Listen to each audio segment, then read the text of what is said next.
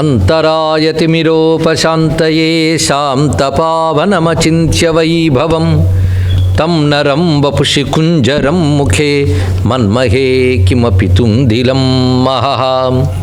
శరణం కరవాణి శర్మదం తే చరణం వాణి చరాచరోపజీవ్యం కరుణామసృణైః కటాక్షపాతైః కురు మాం అంబకృతార్థసార్థవాహం. శారదా శారదాంభోజవదనా వదనాంబుజే సర్వదా సర్వదాస్మాకం సన్నిధిః సన్నిధిం క్రియాత్. విమలపటీ కమలకుటీ పుస్తకరుద్రాక్ష శస్తహస్తపుటీ కామాక్షి పక్ష్మలాక్షి కలిత విపంచీ విభాసి వైరించి వాగర్థావివ సంపృక్తౌ వాగర్థ ప్రతిపత్తయే జగతః పితరౌ వందే పార్వతీ పరమేశ్వరౌ. గురవే సర్వలోకానాం భిషజే భవరోగిణాం నిధయే సర్వవిద్యానాం దక్షిణామూర్తయే నమః. నారాయణ సమారంభాం వ్యాసశంకరమధ్యమాం అస్మదాచార్యపర్యంతాం వందే గురుపరంపరాం. నారాయణం నమస్కృత్య నరం చైవ నరోత్తమం దేవీం సరస్వతీం వ్యాసం తతో జయముదీరయేత్. యజ్ఞేశ అచ్యుత గోవింద మాధవ అనంత కేశవ కృష్ణ విష్ణో హృషీకేశ వాసుదేవ నమోస్తుతే. శ్రీ వాసుదేవ నమోస్తుతే. మూకం కరోతి వాచాలం పంగుం లంఘయతే గిరిం యత్కృపాతమహం వందే పరమానందమాధవం పరమానందతాండవం.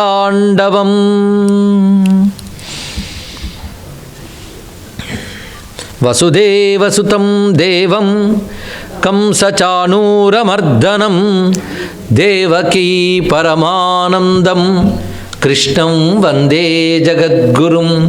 శ్రీకృష్ణం వందే జగద్గురుం. శివాయ గురవే నమః. శివాయ గురవే నమః.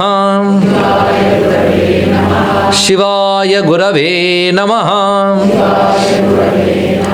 శ్రీమాత్రే నమః.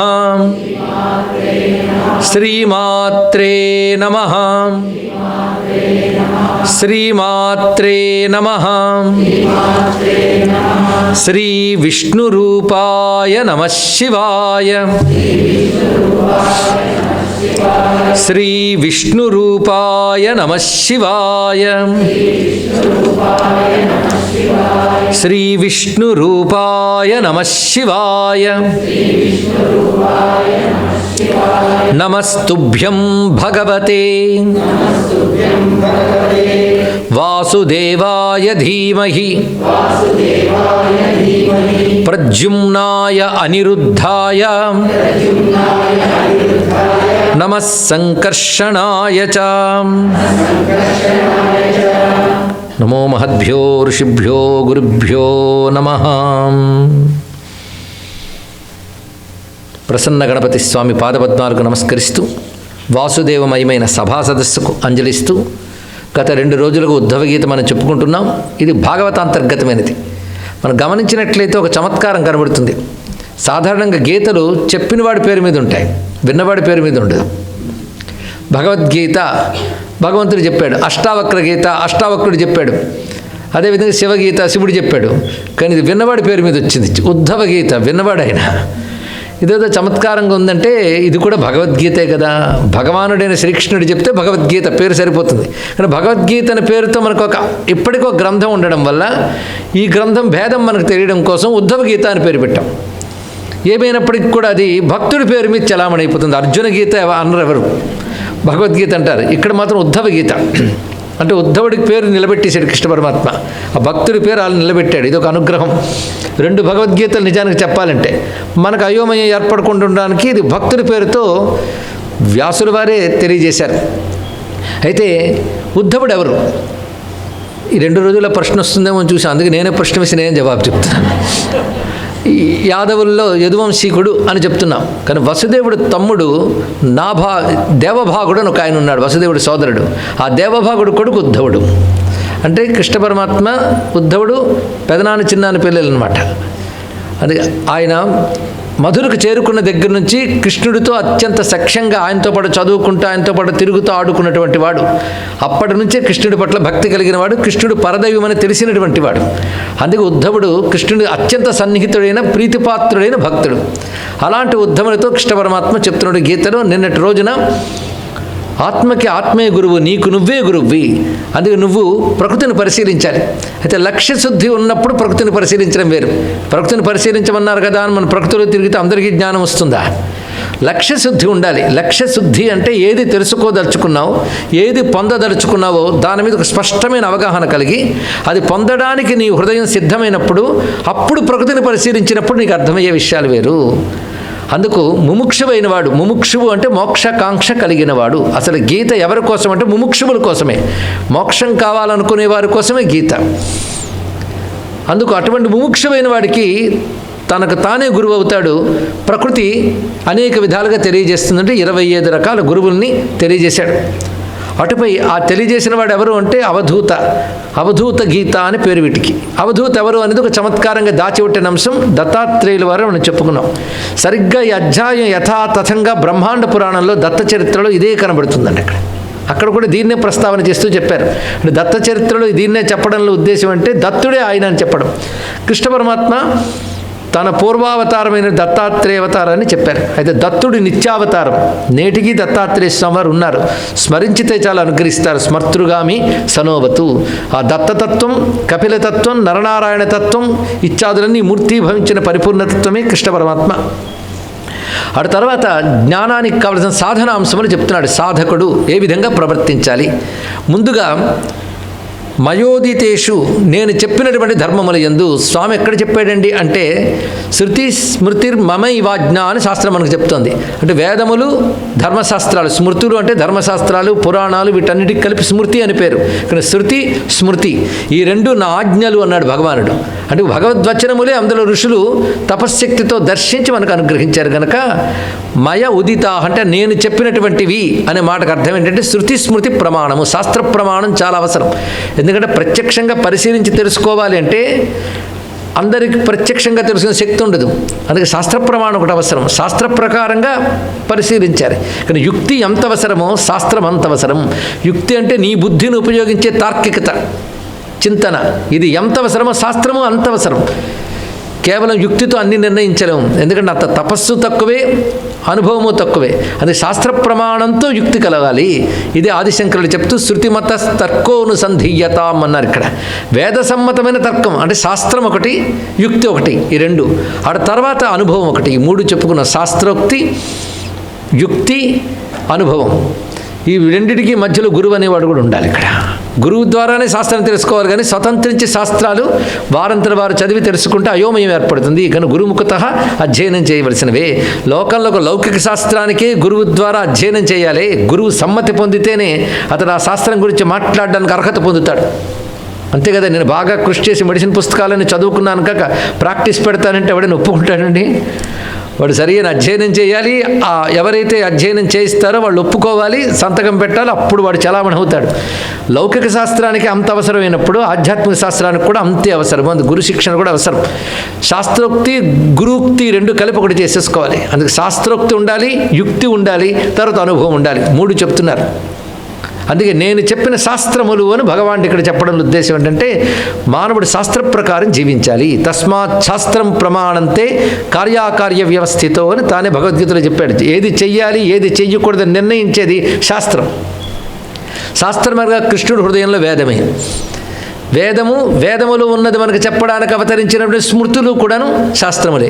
ఎందుకంటే అవి సాక్షాత్ భగవద్వచనములే. వేదో వేద విదవ్యంగో వేదాంగో వేదవిత్ కవి అని విష్ణు సహస్రనామంలో మనం చెప్పుకుంటున్నాం. వేదైశ్చ సర్వైరహమేవ వేద్య వేదాంతకృత్ వేద విదేవచాహమని స్వామియే గీతలో మనకు తెలియజేశాడు. కానీ వేదం భగవంతుని యొక్క శబ్దరూపం. అందుకే నేను చెప్పినా అని కృష్ణుడు చెప్పడంలో ఉద్దేశం ఏంటంటే శాస్త్రములు అని ఉద్దేశంతో చెప్పాడు. వాటిలో చెప్పినటువంటి స్వధర్మములు, శాస్త్రం ఒక్కొక్కరికి ఒక ధర్మాన్ని చెప్పింది.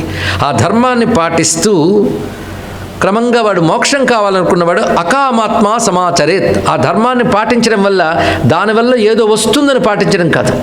ఏదో వస్తుందని పాటిస్తూ ఉన్న చిక్కు ఉంటుందో తెలుసా, అది రాకపోతే మానేస్తాం, అంతే కదా. అది ధర్మాచరణ ఏదో వస్తుందని చేయడం కాదు, ధర్మం ఆచరించాలి కనుక చెయ్యాలి. దాని పేరు కర్తవ్యం. కర్తవ్యం అంటే చెయ్యవలసినది, ఫలితం కాదు ప్రధానం, చెయ్యడం నీ యొక్క కర్తవ్యంది. అందుకే ధర్మం ఫలం ఇవ్వదని కాదండి, ఫలం ఇస్తుంది. నువ్వు ఊహించే ఫలితం వేరు, అది ఇచ్చే ఫలితం వేరు. ఎందుకంటే మనం ఊహించడం కూడా చేత కాదు, అదేమిస్తుందో మనకేం అర్థమవుతుంది. కానీ ధర్మం సాక్షాత్ భగవత్ స్వరూపం కనుక అది ఎప్పుడు సత్ఫలితాన్ని ఇస్తుందని ఆచరించాలి.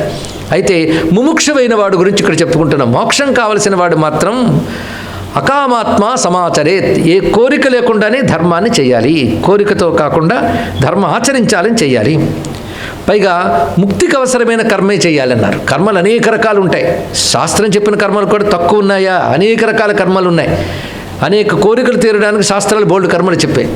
కోరికలు పెరుగుతుంటే కర్మలు పెరుగుతుంటాయి. కర్మబాహుళ్యం పెరిగిపోతూ ఉంటే మనం ఇంకా ఆత్మవిచారము భగవద్భక్తి అవలంబించడం సహజం అండి. ఒక పని చేస్తే మరొక పని చేయలేం. కనుక ఈ కర్మలు పెంచుకుంటూ వెళ్ళిపోతూ ఉంటే మన ఆత్మచింతన కానీ లేదా భగవద్భక్తి కానీ నిష్కామ భక్తి కానీ తెచ్చుకోలేం. అలాగని కర్మలు మానేస్తే భ్రష్టులం అవుతాం. గొప్ప చిక్కొచ్చింది. ధర్మాచరణ అంటే కర్మాచరణే ధర్మాచరణ.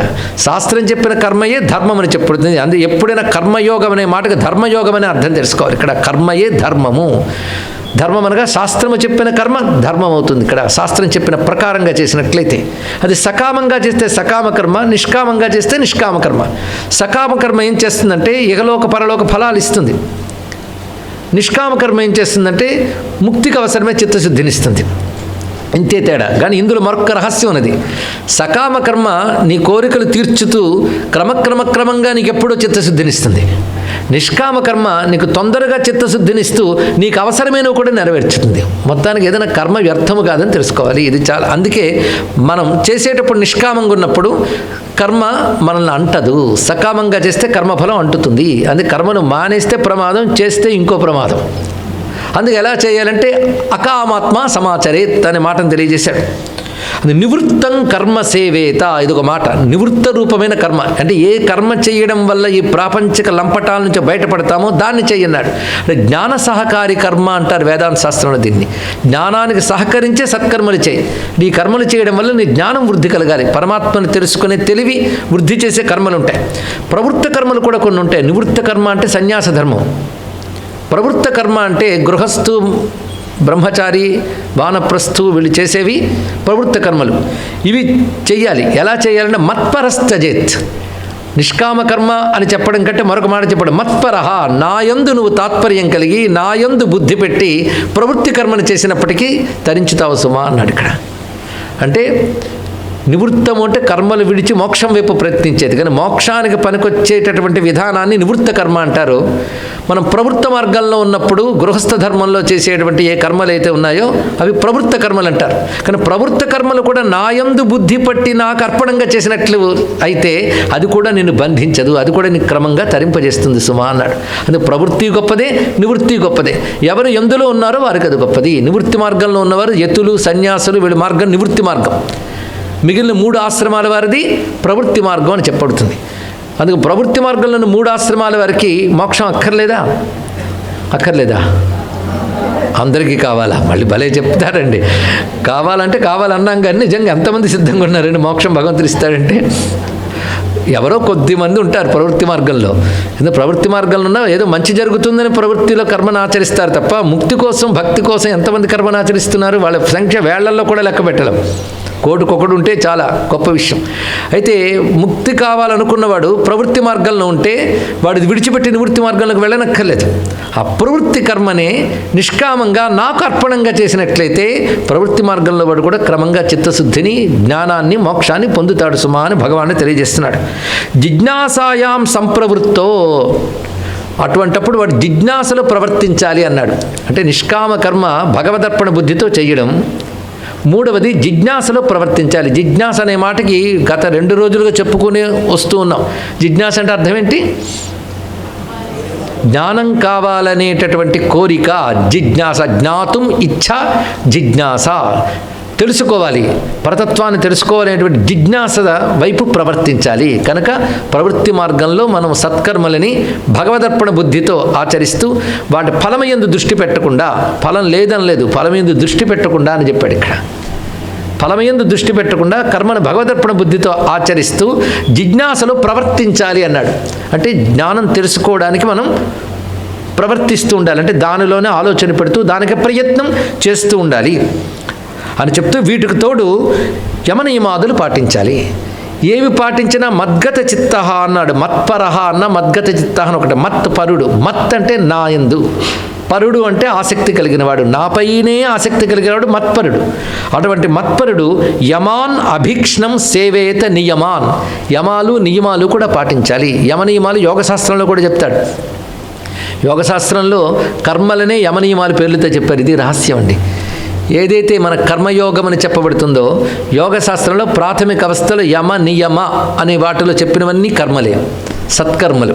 సత్యము, అహింస, శౌచము అనే అంతరంగములు చెప్పబడుతున్నవి. పై బహిరంగంగా ఈశ్వర ప్రణిధానం మొదలైనవన్నీ కూడా చెప్పబడుతుంటాయి. అది యమనియమాలను యోగశాస్త్రం వేదంలో చెప్పిన ధర్మాలను రెండిట్లు విభజించి చూపించే మనకి ఇక్కడ. అది యమాన్ నియమాన్. యమనియమములు ఏం చేస్తాయంటే, యమ నియమ అనే మాటలోనే చెప్తున్నది. ఒకటి కంట్రోలర్, ఇంకోటి రెగ్యులేటర్. రెండు ఇంచుమించు ఒకటే కదా. యమము నియమము రెండు ఒకటే. యమించుట అంటే నిగ్రహించుట, నియమించుట ఒక క్రమశిక్షణలో ఉండుట రెండు అవసరమే. నిగ్రహము, క్రమశిక్షణ, అది యమము నియమము అని చెప్తున్నారు ఇక్కడ. ఆ యమాన్ నియమాన్ ఈ రెండింటిని పాటించాలి. పాటించేటప్పుడు మత్పరహ, నా యందు దృష్టి పెట్టి పాటించాలి. ఇక్కడ అన్నిటికీ మత్పరహ అనేది కామన్. ఎందుకు పాటించాలండి, ఎవరి కోసం పాటించాలంటే నా యందు బుద్ధి పెట్టి చేయన్నాడు ఇక్కడ. మత్పరహ యమనియమాలు పాటిస్తూ, అందరూ శౌచము మొదలైనవన్నీ యమనియమాల్లోకి వస్తాయి. ఇవి పాటిస్తూ మదభిజ్ఞం గురుం శాంతం ఉపాసీత మదాత్మకం, నా స్వరూపుడైన గురువుని ఆశ్రయించాలి అన్నాడు. నా స్వరూపుడైన గురువు అన్నాడు ఇక్కడ. మదాత్మకం గురుం శాంతం, శాంతుడైన గురువు. శాంతుడు అంటే అర్థం ఏంటంటే మనోవికారములు లేనటువంటి వాడు, నిగ్రహ సంపన్నుడు అయిన గురువు. మదాత్మకం నా స్వరూపమే. గురువుకి నాకు భేదం లేదు. ఎందుకంటే గురువు దగ్గరికి ఎందుకు వెళ్తారు? నా గురించి చెప్పడానికే కదా. కానీ గురువు ఎవరి గురించి చెప్తాడు? నా గురించే చెప్తాడు. కానీ గురువు అంటేనే నా గురించి చెప్పేవాడు అయినప్పుడు నాకు ఆయనకు భేదం ఎలా ఉంటుంది? అదే మత్పరహ అయినటువంటి గురుం ఉపాసీత, అతన్ని ఉపాసించాలి. గురు ఉపాసన చేస్తూ ఉండవలసిన లక్షణం ఏంటి అంటే అమాన్య. ఇవన్నీ నిజంగా భగవద్ అనుగ్రహం కావలసిన వాళ్ళకి నియమాలండి. ఉద్ధవగీత 5 రోజులు జాగ్రత్తగా పాఠం పట్టుకోగలిగితే, దాని ప్రకారం జీవిస్తున్నామా లేదా అని చెక్ చేస్తూ జీవించగలిగితే మోక్షానికి ఇంతకంటే ఉపాయం మరొకటి లభించింది ఇక్కడ. మొదట చెప్తున్నది అమాన్య. అమాని అమత్సర దక్ష నిర్మమో దృఢ సౌహృద అసత్వరో అర్థజిజ్ఞాసు అనసూయు అమోఘవాక్. ఈ లక్షణాలు ఉండాలన్నాడు గురువుని సేవిస్తూ సాధన చేస్తున్న దశలో. ఎందుకంటే సాధనలో గురువు మనకి ఎప్పటికప్పుడు మార్గనిర్దేశకుడు. అది గురు సేవ చేస్తూ సాధన చేసేవాడికి ఉండవలసిన నియమాలు ఏంటంటే అమాని. మొట్టమొదటిది అమాని. అమాని అంటే అర్థం ఏంటంటే అభిమానము కలిగి ఉండకూడదు, అభిమానము కలిగి ఉండరాదు. అభిమానం అంటే అహంకారం, పొసెసివ్నెస్ రెండు. నేనే గొప్ప, ఇంకోడు కాడు అనే భావం పేరు మాని. దానికి అభిమాని. అభిమానంలో గొప్పవాడు ఎవడయ్యా అంటే దుర్యోధనుడు. అలా ఉండకుండా ఉండడం అమాని. అనభిమాని అమాని. అమాని అనేది దివ్యగుణం అండి. అమాని మానదో మాన్య చదువుకుంటున్నాం. అమాని దివ్యగుణం. కృష్ణుడు సాక్షాత్ భగవంతుడు, కానీ మొత్తం వెతకండి అహంకారం ఎక్కడ కనబడదు. కాసింత రాగానే అహంకారం, ఇంకోటి నొప్పుకో, ఇంకోటి దగ్గర రానివ్వం. మనకు పడని వాళ్ళ సంఖ్య పెరుగుతోంది అంటే మనలో అహంకారం పెరిగిందని అర్థం తెలుసుకోండి ఇక్కడ. వీడికి వాడు పడ్డు, వాడికి వీడు పడ్డు. ప్రతివాడిని కంప్లైంట్ నేచరే. దేనివల్ల? అహం, నేను అనే అహంకారం. అది ఉన్నవాడు ఆధ్యాత్మిక మార్గంలో ఇంకా మొట్టమొదటి మెట్టే, వాడికి ఎంట్రీ లేదయ్యా అని చెప్పాడు ఇక్కడ. అందుకే అమాని అనే మాట అంత చక్కగా చెప్తున్నాడు. పై గురువుల దగ్గరుండే శిష్యులకు ఉండవలసిన లక్షణాలు ఇవి చెప్తున్నాడు. గురువును ఉపాసీత అన్నప్పుడు అమాని. రెండవది అమత్సరహ. మత్సరం రెండో భావం. అమాని డెవలప్ అయిపోతే అమత్సరం మంచి గుణం, కానీ మాని డెవలప్ అయితే మత్సరం. అంటే ఎవరికైతే అహంకారం పెరుగుతుందో దానిలో మాత్సర్యం పెరుగుతుంది. అంటే నేను తప్పెవడున్నాడనే అహంకారం అయితే వాడెవడో గొప్పవాడని కానీ తట్టుకోలేని తనం పేరు మాత్సర్యం. మరొక్కడు గొప్పతనం కానీ మరొక్కడు మంచితనం చెప్తే వీడు తట్టుకోలేకపోతే దాని పేరు మాత్సర్యం. కానీ సాధకుడు అటువంటి అభిమానము కానీ అటువంటి మాత్సర్యము కానీ ఉండరాదు. అందుకే అమాని అమత్సరః. దక్ష, సమర్థత కలిగి ఉండాలి. సమర్థత అంటే గురువు చెప్పినది చెయ్యడానికి సంసిద్ధతతో చెయ్యడమే సమర్థత. నిర్మమ. మూడవది మమకారం. ఇది నాది అనేటువంటి భావం కూడా వదిలిపెట్టాలి. దృఢ సౌహృద.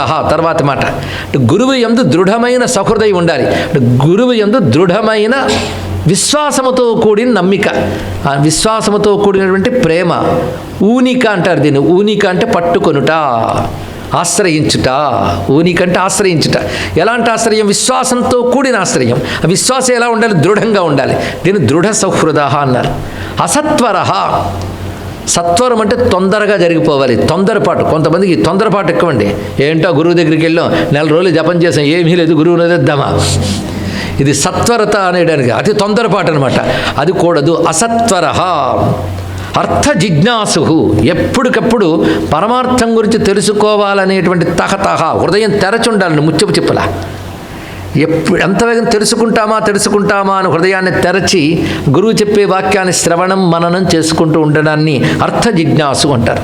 తర్వాత అనసూయ. తర్వాత లక్షణం సాధకుడికి ఉండవలసింది. అనసూయ అంటే అర్థం ఏంటంటే ఇతరుల్లో దోషములు చూడకుండుట. ఒకటి, గుణములను దోషములుగా చూపించుట. గుణములను దోషములుగా చూపించుట అసూయ. అది లేకుండా ఉండుట అనసూయ. అందుకే ఇతరులు దోషాలు చూడరాదు, గుణాలను దోషాలుగా చూడరాదు. అది చెప్తున్నారు. గుణాలను దోషాలుగా చూడరాదు, దోషాలను చూడరాదు. ఇది గొప్ప లక్షణం అండి. ప్రతి వారిలో ఏ దోషం ఉందో దాని గురించి మీమాంస చేసేటప్పటికీ వీడు బ్రతుకైపోతుంది. ఇంకా వాడు చింతన ఎక్కడ చేస్తాడు? ఈశ్వరు గురించి ఎక్కడ తెలుసుకుంటాడు? అందుకే నిర్మలుడై ఆత్మనియతి కలుగువాడే ధర్మతత్పరత బుద్ధి తగిలినవాడు అని చెప్తూ, పరనిందసేయ తత్పరుడు కానివాడు అరుదైన భూత దయానిధి యగువాడే పరులు తామేయనుచు భావించువాడు ఏ కులజుడైననేమి ఎవడైననేమి ఆకడ నాతడే హరినెరిగినవాడు అని హనుమాచార్య ఈ విషయాన్ని చెప్తారండి ఇక్కడ. అదే పరనింద చేయ తత్పరుడు కానివాడు. అరే, నిన్ను నువ్వు ఆలోచించుకు తరించడానికి ఆయువు సరిపోవడం లేదు, ఇంకోటి యొక్క గుణగణాలను చింతన చేస్తూ ఉండడం అండి. నేను అదే చెప్తుంటానండి ఆయనకి. అయినా అసూయతను ఉంటాడండి అంటాడు ఒక ఆయన. అంటే వాడు ఇంకా పరగుణ చింతనే చేస్తున్నాడట. కానీ పరుల్లో దోషాలను చూచుట అసూయ, గుణాలను కూడా దోషాలుగా చూడడం అసూయ. అయితే నెగిటివ్ థింకింగ్ అంటే అవతల ఉన్న సద్గుణం కూడా దుర్గుణంగానే కనబడుతుంది. అందుకే ఆ నెగిటివ్ థింకింగ్ లేకుండా ఉండడమే అనసూయ. అనసూయ గొప్ప మాట అండి. అందుకే ఆవిడ పేరు అనసూయాదేవి, ఆయన గారు అత్రి. అలాంటి వాళ్ళకి భగవంతుడు దత్తాత్రేయుడే అవతరించాడు. అనసూయ అనేది ఒక ఋషి పత్ని యొక్క పేరంటే ఎంత గొప్ప పేరో, ఆ గుణం ఎంత గొప్పదో చూడండి. అది వాల్మీకి కూడా రామాయణం రాసి చివరికి అనసూయతో ఈ రామాయణం చదవండి అన్నాడు. మన అసూయ అంటే జలసి అనుకుంటాం. జలసి ముదిరిపోతే అసూయ. ఈర్ష్య, అసూయ అనే పదాలు వినుంటారు మీరు. ఈర్ష్య, అసూయ. ఈర్ష్య డిగ్రీ పెరిగిపోతే అసూయ అవుతుంది. ఇక్కడ అవతల వాడిని చూసి ఓర్వలేనితనం ఈర్ష్య. దాని తర్వాత మొదలవుతుంది వాళ్ళలో దోషాలను వెతకడం. గుణాలు కనబడినా దోషాలుగా చూడడం, అది అసూయ అవుతుంది. ఆ గుణం లేకుండా ఉండడం అనసూయ. ఈ అనసూయ అనేది చాలా ప్రధానం. అందుకే వాల్మీకి ఏమంటాడంటే, నేను రాముడు మొదలైన మహాత్ముల చరిత్ర చెప్తున్నాను, గుణాలను దోషాలుగా చూడకుండా సరిగ్గా చదవండి అయ్యా అని చెప్పాడు. అనసూయ లేకుండా చదవండి అంటే అది అర్థం. ఆయన అంత చెప్పినా శూర్పణఖ వారసులకి రామాయణ విషవృక్షంలాగా రాముడు ఇంకోలా కనబడతాడు. ఏం చేస్తాం? అసూయతో చూసినవిగా అలా కనబడుతుంది. నెగిటివ్ థింకింగ్ అంటే సరిగ్గా సరిపోతుంది అసూయ అంటే. అనసూయ అంటే పాజిటివ్ థింకింగ్. ఇది చాలా అవసరం. అదే అనసూయ కలిగి ఉండాలి. అమోఘ వాక్ అయి ఉండాలి. అమోఘ వాక్ అంటే వ్యర్థము కాని వాక్కు కలిగిన వాడు. వ్యర్థము కాని వాక్ అంటే కొందరు ఇలా మాట్లాడితే జరిగిపోతుంది. అది కాదు, వ్యర్థమైన మాటలు మాట్లాడకుండా ఉండడం అని అర్థం ఇక్కడ. అనవసరపు మాటలు, అనవసర ప్రసంగం కూడదు అని చెప్పాడు. వాక్కు ఎంత నిగ్రహించుకుంటే జ్ఞానం అంత లభిస్తుంది. ఇవన్నీ గురూపసదనం చేసిన వాడికి ఉండవలసిన లక్షణములు ఉన్నారు. ఇంతవరకు చెప్పింది చక్కగా మనం అర్థం చేసుకుని యమనియమాలు పాటిస్తూ సద్గురువుని ఆశ్రయించాలి. ఈ మూడు చేసినప్పుడు మత్పరహ, నాయందు బుద్ధి ఉంచి గురువుని ఆశ్రయించాలి. గురువుని ఆశ్రయిస్తూ సాధన చేసిన వాడు అమాని, అభిమానం లేనివాడై, అమత్సరహ, మాత్సర్యం లేనివాడై, దక్షుడై, మమకారము లేనివాడై, గురువుయందు దృఢమైన విశ్వాసంతో కూడిన ఆశ్రయం కలవాడై, తొందరపాటు లేనివాడై, పరమార్థం తెలుసుకోవాలని జిజ్ఞాస కలవాడై, అసూయ లేనివాడై, వ్యర్థము లేని మాటలు పలుకని వాడై, అంటే వ్యర్థము లేని మాటలు పలికేవాడై ఉన్నటువంటి వాడు ఉండాలి. ఇది ప్రధానంగా చెప్పారు. అదేవిధంగా క్రమంగా గృహస్థాశ్రమంలో సాధకుడు ఉంటే ఎలా ఉండాలి అంటే, బంధువుల యందు, గృహాదుల యందు, క్షేత్రాదుల యందు ఉదాసీన భావంతో ఉండాలి. అంటే వాడు ద్వేషము కూడదు, రాగము కూడదు, ఉదాసీనంగా ఉండాలి. అక్కడ అది ఎంత మేరకు ధర్మం అవసరం అంతవరకు చేయుట. ఇది ముముక్షువైన వాడు ప్రవృత్తి మార్గంలో ఉన్నప్పుడు ఇలా ప్రవర్తించాలి సుమా. తర్వాత తెలుసుకోవాల్సిన విషయం ఏంటంటే, ఒకే ఆత్మవస్తువు అన్నిట్లో వ్యాపించి ఉన్నది. ఉపాధుల్లో భేదం ఉంది కానీ ఆత్మతత్వంలో భేదము లేదు అని ఎరుక ఎప్పటికప్పుడు కలిగి ఉండాలి. ఇటువంటి జిజ్ఞాసతో గురువు దగ్గర సాధన చేసిన వాడు క్రమంగా నా యొక్క తత్వాన్ని గ్రహించగలడు. అప్పుడు గురు శిష్య సంబంధం ఎలా ఉంటుంది అంటే, ఒక శ్లోకాన్ని చెప్తున్నాడు. ఇది కూడాను ఉపనిషత్తుల్లో మంత్రాన్ని శ్లోక రూపంలో మార్చారు. భగవద్గీతలలో ఏ గీతలు మీరు చదవండి, ఉపనిషత్తులో చెప్పిన మంత్రాలు శ్లోకాల రూపాల్లో కనబడతాయి. అంటే గీతలు ఉపనిషత్తులు అని మనం రీసెర్చ్ చేస్తే భగవద్గీత సహా ప్రతి గీతలో కూడాను ఉపనిషద్వాక్యాలే కనబడతాయి శ్లోకాల రూపంలో. ఎందుకంటే ఉపనిషత్తులను చెప్పడానికి వచ్చింది గీత కనుక. అది ఎన్నో ఉపనిషత్తులు చదవలేకపోతున్నాం అనుకుంటే గీత చదివిన వాడిగా బాధ లేదు. ఆ గీతలో సర్వోపనిషత్ సారము చెప్తుంటారు. ఇక్కడ ఒక మంత్రం చెప్తున్నాడు. మంత్రం అంటే శ్లోకమే, అది ఉపనిషత్తుల్లో మంత్రం. వేదాల్లో చెప్పిన వాటిని మంత్రం అంటారు, పురాణాల్లో చెప్పిన వాటి శ్లోకం అంటారు. కానీ ఈ శ్లోకాలు మంత్రానికి యొక్క శ్లోక రూపాలే గనక, ఆచార్యో అరణి రాజ్యస్యాదంతే వాస్యుత్తరారణి తత్సంధానం ప్రవచనం విద్యా సంధి సుఖావహ.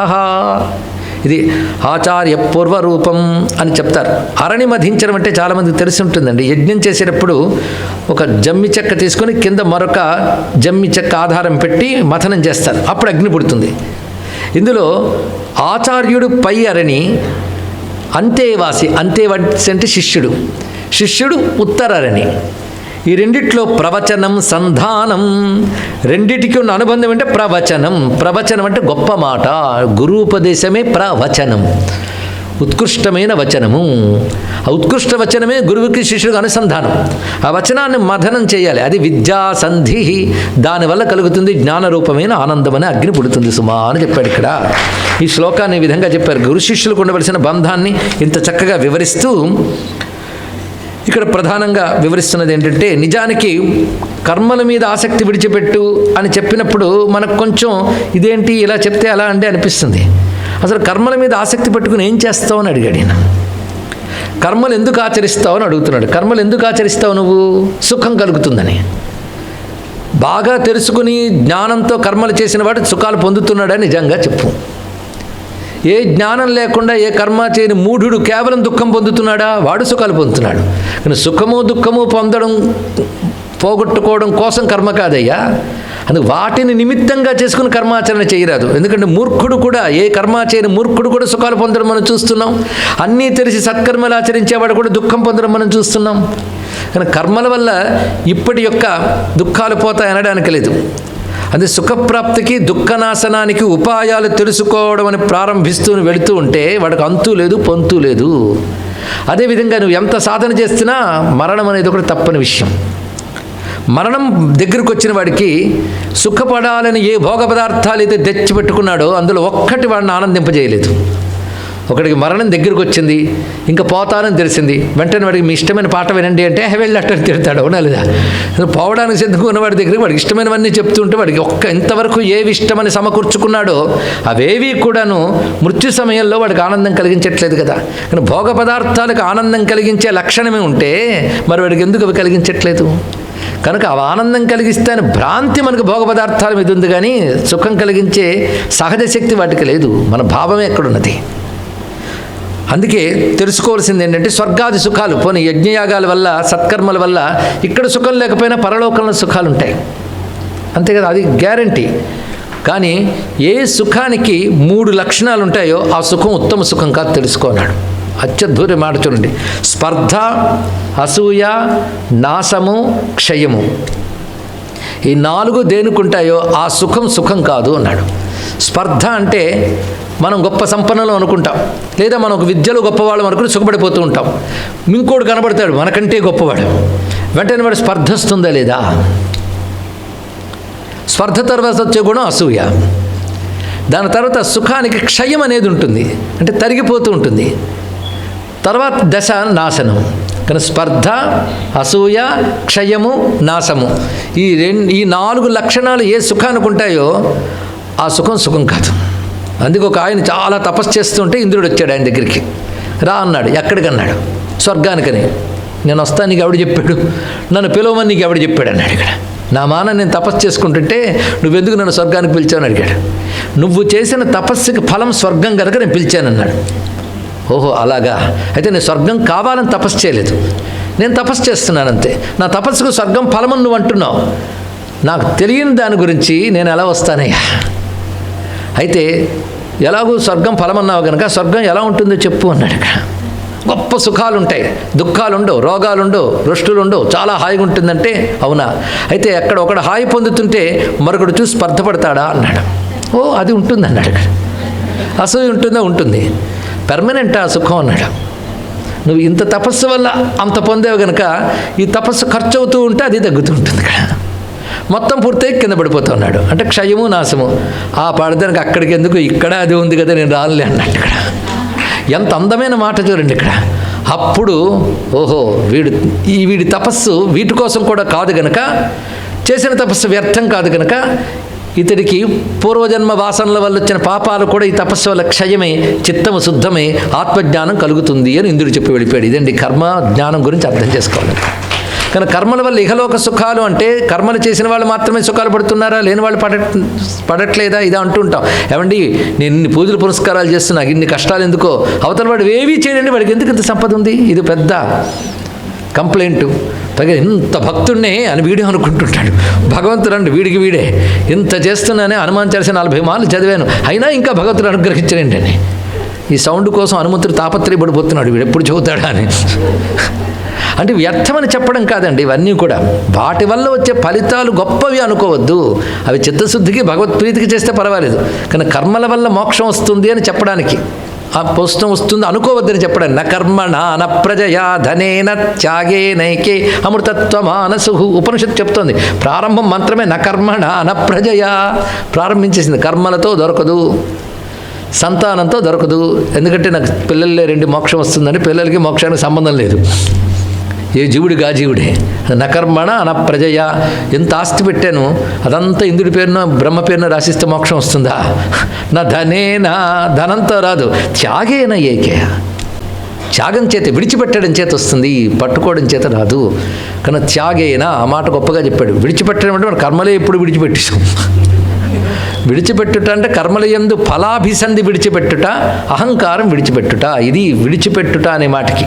అదే సర్వధర్మాన్ పరిత్యజ్య అనే మాటకి, త్యాగేనే అనే మాటకి ఒకటే అర్థం. ఇక్కడ అంత చక్కగా వివరిస్తున్నాడు కృష్ణ పరమాత్మ ఇక్కడ. ఆ కారణం చేత నేను ఆయన ఈ విధంగా కర్మాచరణ చేసినటువంటి వాడు తరిస్తాడు. కానీ కర్మల వల్ల సుఖాలు వస్తాయని మరొకటి వస్తాయని అనుకోవద్దు. అందుకే పరలోక సుఖాలైనప్పటికీ కూడా అవి అశాశ్వతములే. కనుక ఇహలోక పరలోక ఉభయ సుఖముల యొక్క స్వరూపాన్ని చూసి వాటి యందు వైరాగ్యం కలగాలి. ఎందుకంటే మోక్షానికి ఫస్ట్ స్టెప్ నిత్య అనిత్య వస్తు వివేకం. ఏది నిత్యమో ఏది అనిత్యమో తెలుసుకున్న తర్వాత అనిత్యమైన దాని యందు వైరాగ్యం ఉండాలి, నిత్యమైన దాని యందు శ్రద్ధ ఉండాలి. అంతే కదా? అప్పుడు 2వ స్టెప్ వస్తుంది. ఇహాముత్రార్థ భోగ విరాగము అంటారు దాన్ని. ఇహలోక పరలోక సుఖాలపై వైరాగ్యం. యుగంలో కష్టపడితే పడ్డాం కానీ పరలోకంలో సుఖంగా ఉంటామంటే అది కూడా శాశ్వతం కాదు నాయన అని చెప్తున్నాడు. పరలోక సుఖాల కోసం కూడా వెంపర్లాడరాదు. ఎందుకంటే అవి కూడా క్రీడన్ నవేదాత్మపాతం సురాక్రీడేషు నిర్వృత. ఆ దేవలోకాలకు వెళ్ళి ఆనందిస్తూ ఉంటాడే, వాడికి తెలియదు ఆత్మపాతం నవేద, ఎప్పుడు పడిపోతాడని వాడికి తెలియట్లేదు. అక్కడి నుంచి కూడా పడక తప్పదు సుమా. క్షీణపుణ్య పతత్యర్వాక్ అనిచ్చన్ కాలచాలిత.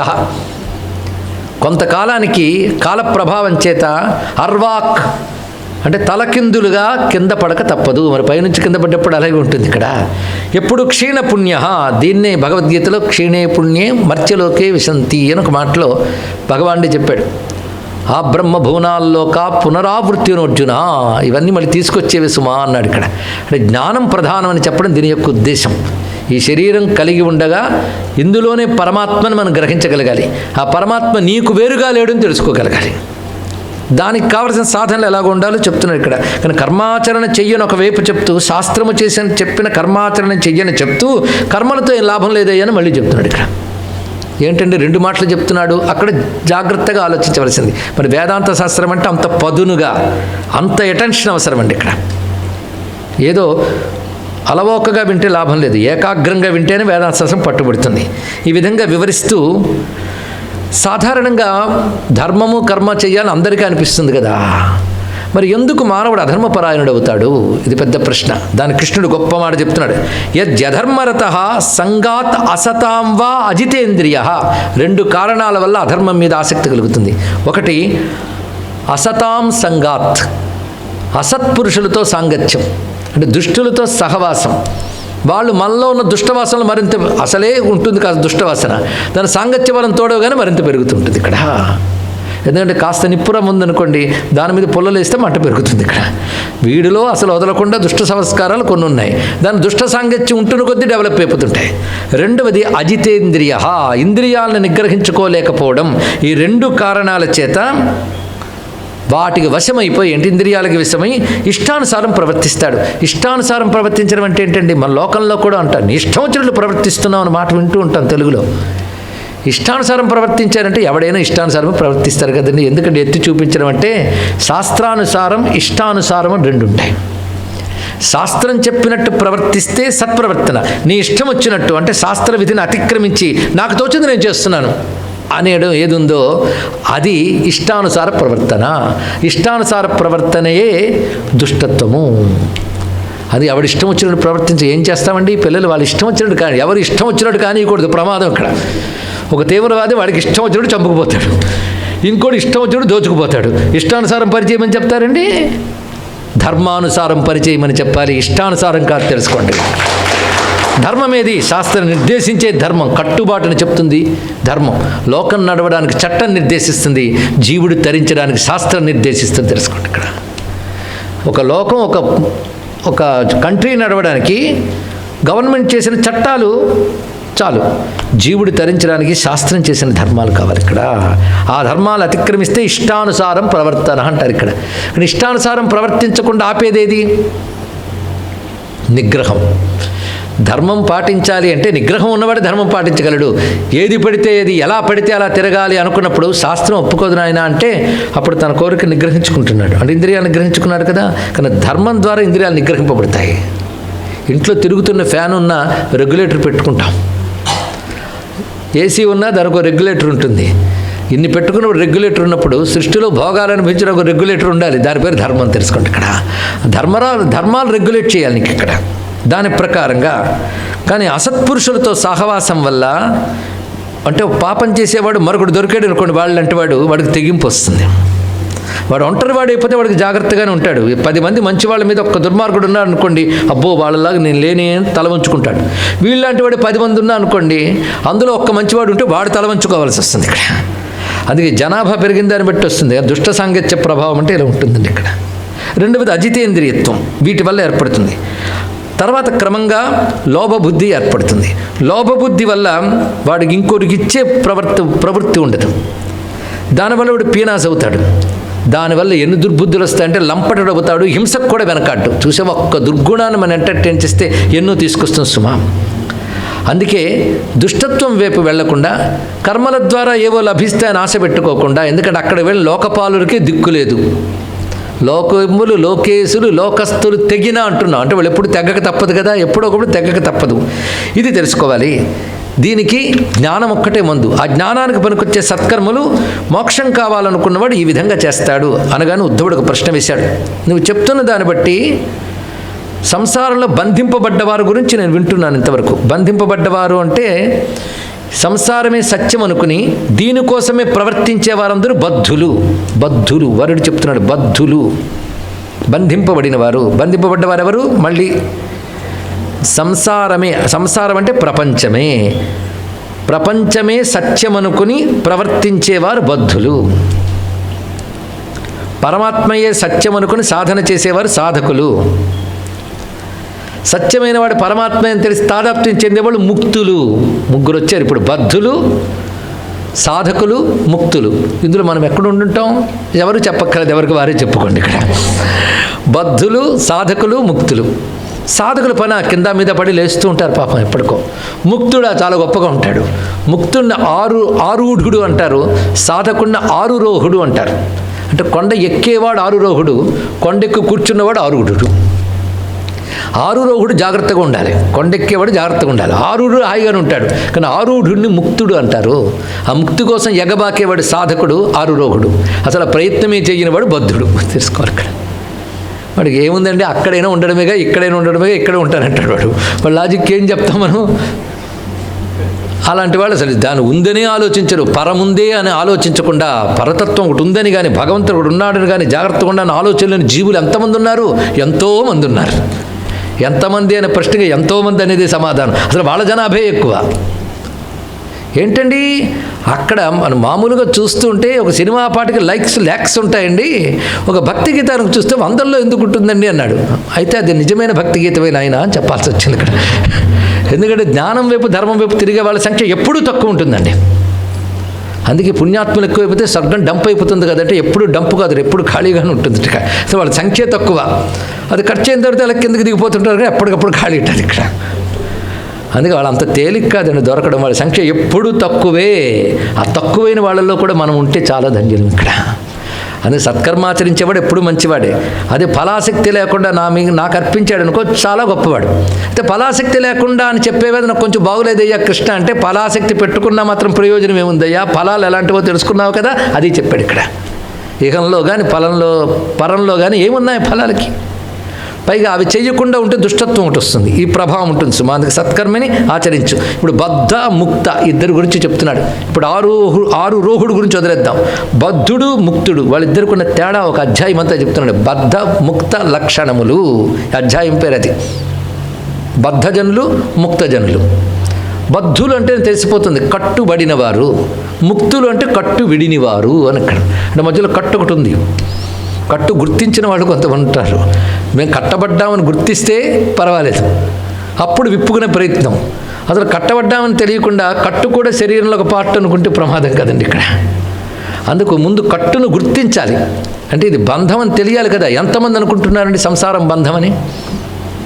ఏదో కష్టమో నష్టం వస్తే అబ్బాయి సంసారం నుంచి బయటపడిపోవాలండి అంటాడు కానీ బయటపడేయడానికి సంసారం యొక్క భయం కారణమైంది కానీ వివేకం కారణం కాదు. తెలుసుకోండి. భయం చేత విడిపోవాలనుకుంటున్నాడు కానీ జ్ఞానం చేత అనుకుంటున్నాడా? లేదు.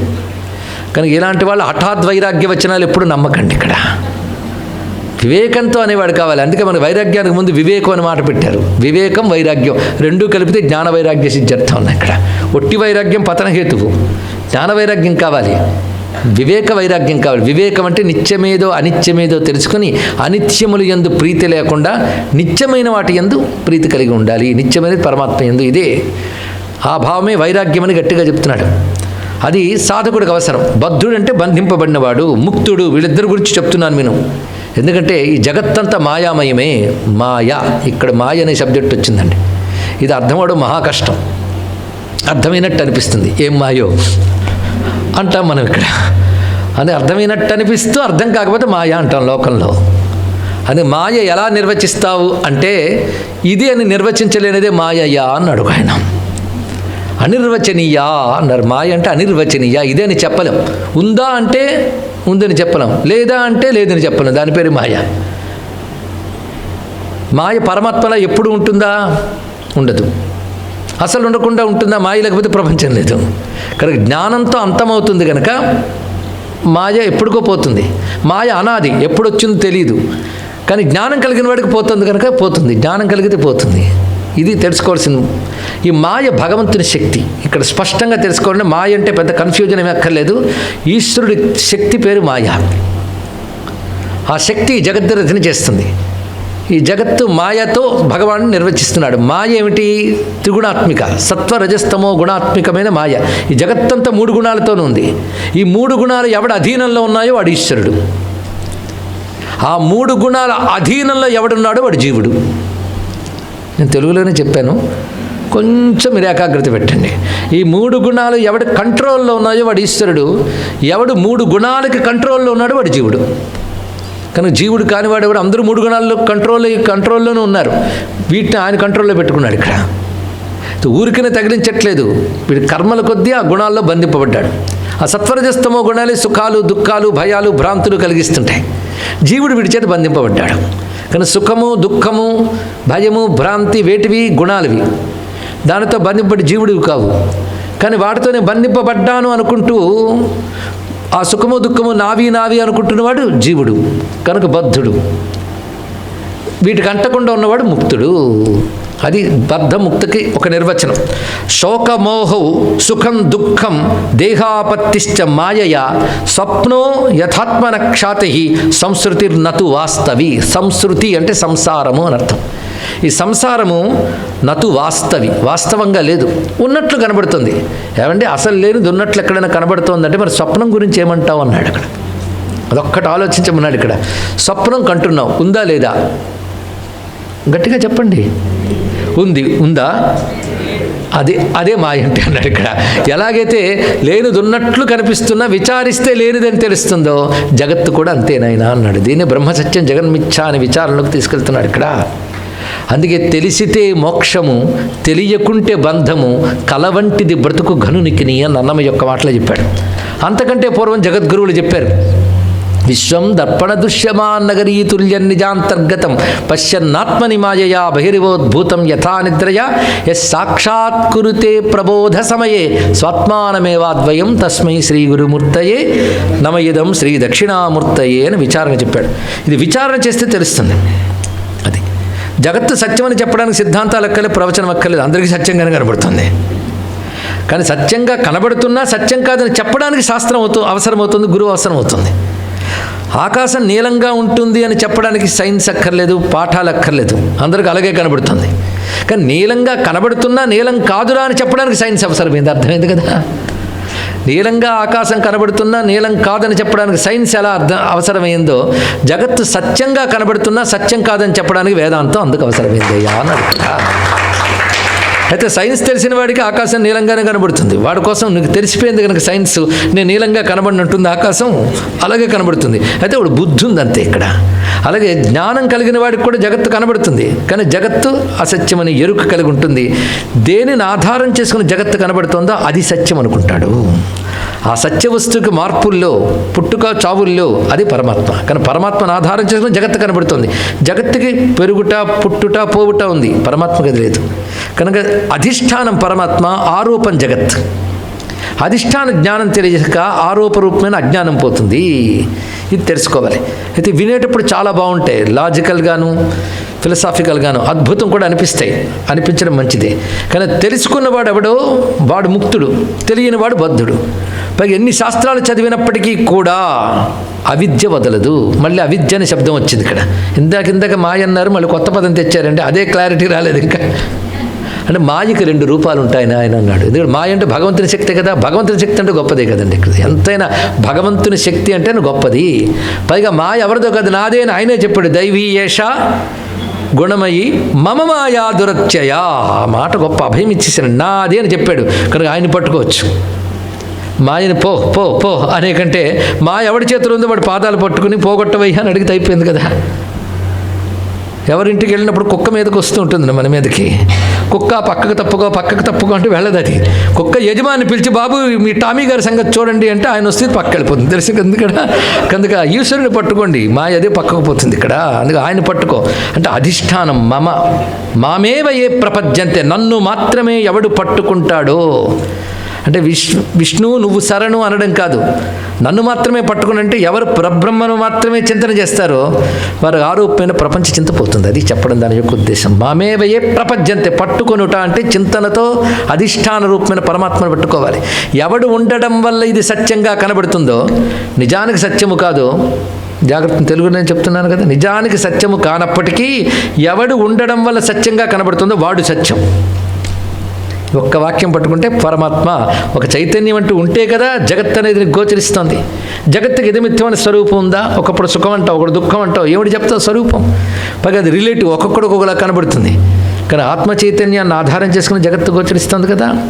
ఆత్మస్వరూపం ఏంటి? ఇది స్వస్వరూపాన్ని తెలుసుకునే ప్రయత్నం చేయి. ఎవడైతే స్వస్వరూపాన్ని తెలుసుకుంటాడో వాడు ముక్తుడైపోతున్నాడు, తెలుసుకోనివాడు బద్ధుడవుతున్నాడు. కానీ స్వస్వరూపం తెలుసుకోవడానికి పనికొచ్చే మాయ పేరు విద్య, స్వస్వరూపం తెలుసుకోనివ్వని మాయ పేరు అవిద్య. కనుక మాయకు 2 రూపాలు వచ్చాయి, విద్య అవిద్య. కనుక విద్యా విద్యే మమతను విద్యుద్ధవ శరీరిణాం మోక్షబంధకరి ఆజ్యే మాయయా మే వినిర్మితే.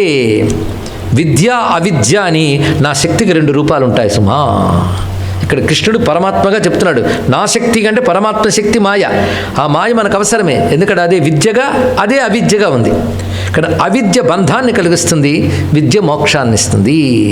మోక్షబంధకరి. ఒకసారి లలితా శాస్త్రంలోకి వెళ్ళండి. విద్యాస్వరూపిణి, 2 ఆవిడేట, అమ్మవారే మాయ. ఆ మాయ ఎవడిదో మర్చిపోరాదు. అప్పుడు మాయ ఎవడిదో మర్చకపోతే మాయ అమ్మ అయిపోతుందండి. ఇది తెలుసుకోండి. అక్కడ మాయ ఎవరిదో మర్చిపోతున్నా అంటే పరమాత్మను మర్చిపోయి ప్రపంచాన్ని మనం చూస్తున్నాం. అది కేవలం ప్రపంచ దృష్టి కలవారందరికీ మాయ ఆక్రమించుకుందని అర్థం. ఈ ప్రపంచ పరమాత్మ చేతిలో ఉన్నది అంటే ఇది ఎవడి చేతిలో ఉందో తెలుసుకున్నాం కనుక వాడికి అమ్మ అయ్య ఇద్దరు అర్థమయ్యారు. తెలుసుకోండి. ఇక్కడ ఇది పరమాత్మది అని తెలుసుకున్నాక ఇంకా మాయ బంధించదండి, అది ఆయన చేతిలో ఉంది కదా. అప్పుడు మాయ ఏమైపోతుంది? విద్యారూపంగా అయిపోయి ఇంతవరకు బంధించిన మాయయే మోక్షకారిణిగా మారిపోయింది ఇక్కడ. కానీ మాయని విడిచిపెట్టమని తోసేయమని అనకూడదు. నన్ను మాయ నుంచి బయటపెట్టమ్మా ఓ మాయ అని ప్రార్థించాలి ఇక్కడ. కనుక విద్యారూపిణిగా అదే అనుగ్రహిస్తున్నది, బంధ మోక్షకరి. పైగా నిజానికి అవిద్య వల్లనే బంధము, విద్య వల్లనే మోక్షం కలుగుతున్నాయి కనుక ఈ లోకంలో ముక్తి పొందిన వారు బంధితులు కూడా ఇక్కడే కనబడతారు. ఈ లోకంలో, ఈ సంసారంలో, ఈ సంసారం అనేటువంటి ఈ మహావృక్షం మీద ముక్తులు ఇందులోనే ఉంటారు, బద్ధులు ఇందులోనే ఉంటారు. ఇద్దరు ఎలా ఉంటారంటే మళ్ళీ ఉపనిషత్ మంత్రం చెప్తున్నాడు. చాలామందికి ఈ విషయం తెలుసుంటుంది. ఇది వేదంలో మంత్రం. ఇది ఆ మంత్రం యథాతథంగా ఉపనిషత్తుల్లో తీసుకున్నారు. ద్వా సుపర్ణౌ సయుజ సఖాయ, ఇది మంత్రం. ఇక్కడ ఈ మంత్రం చాలా చిత్రంగా ఉంటుందండి.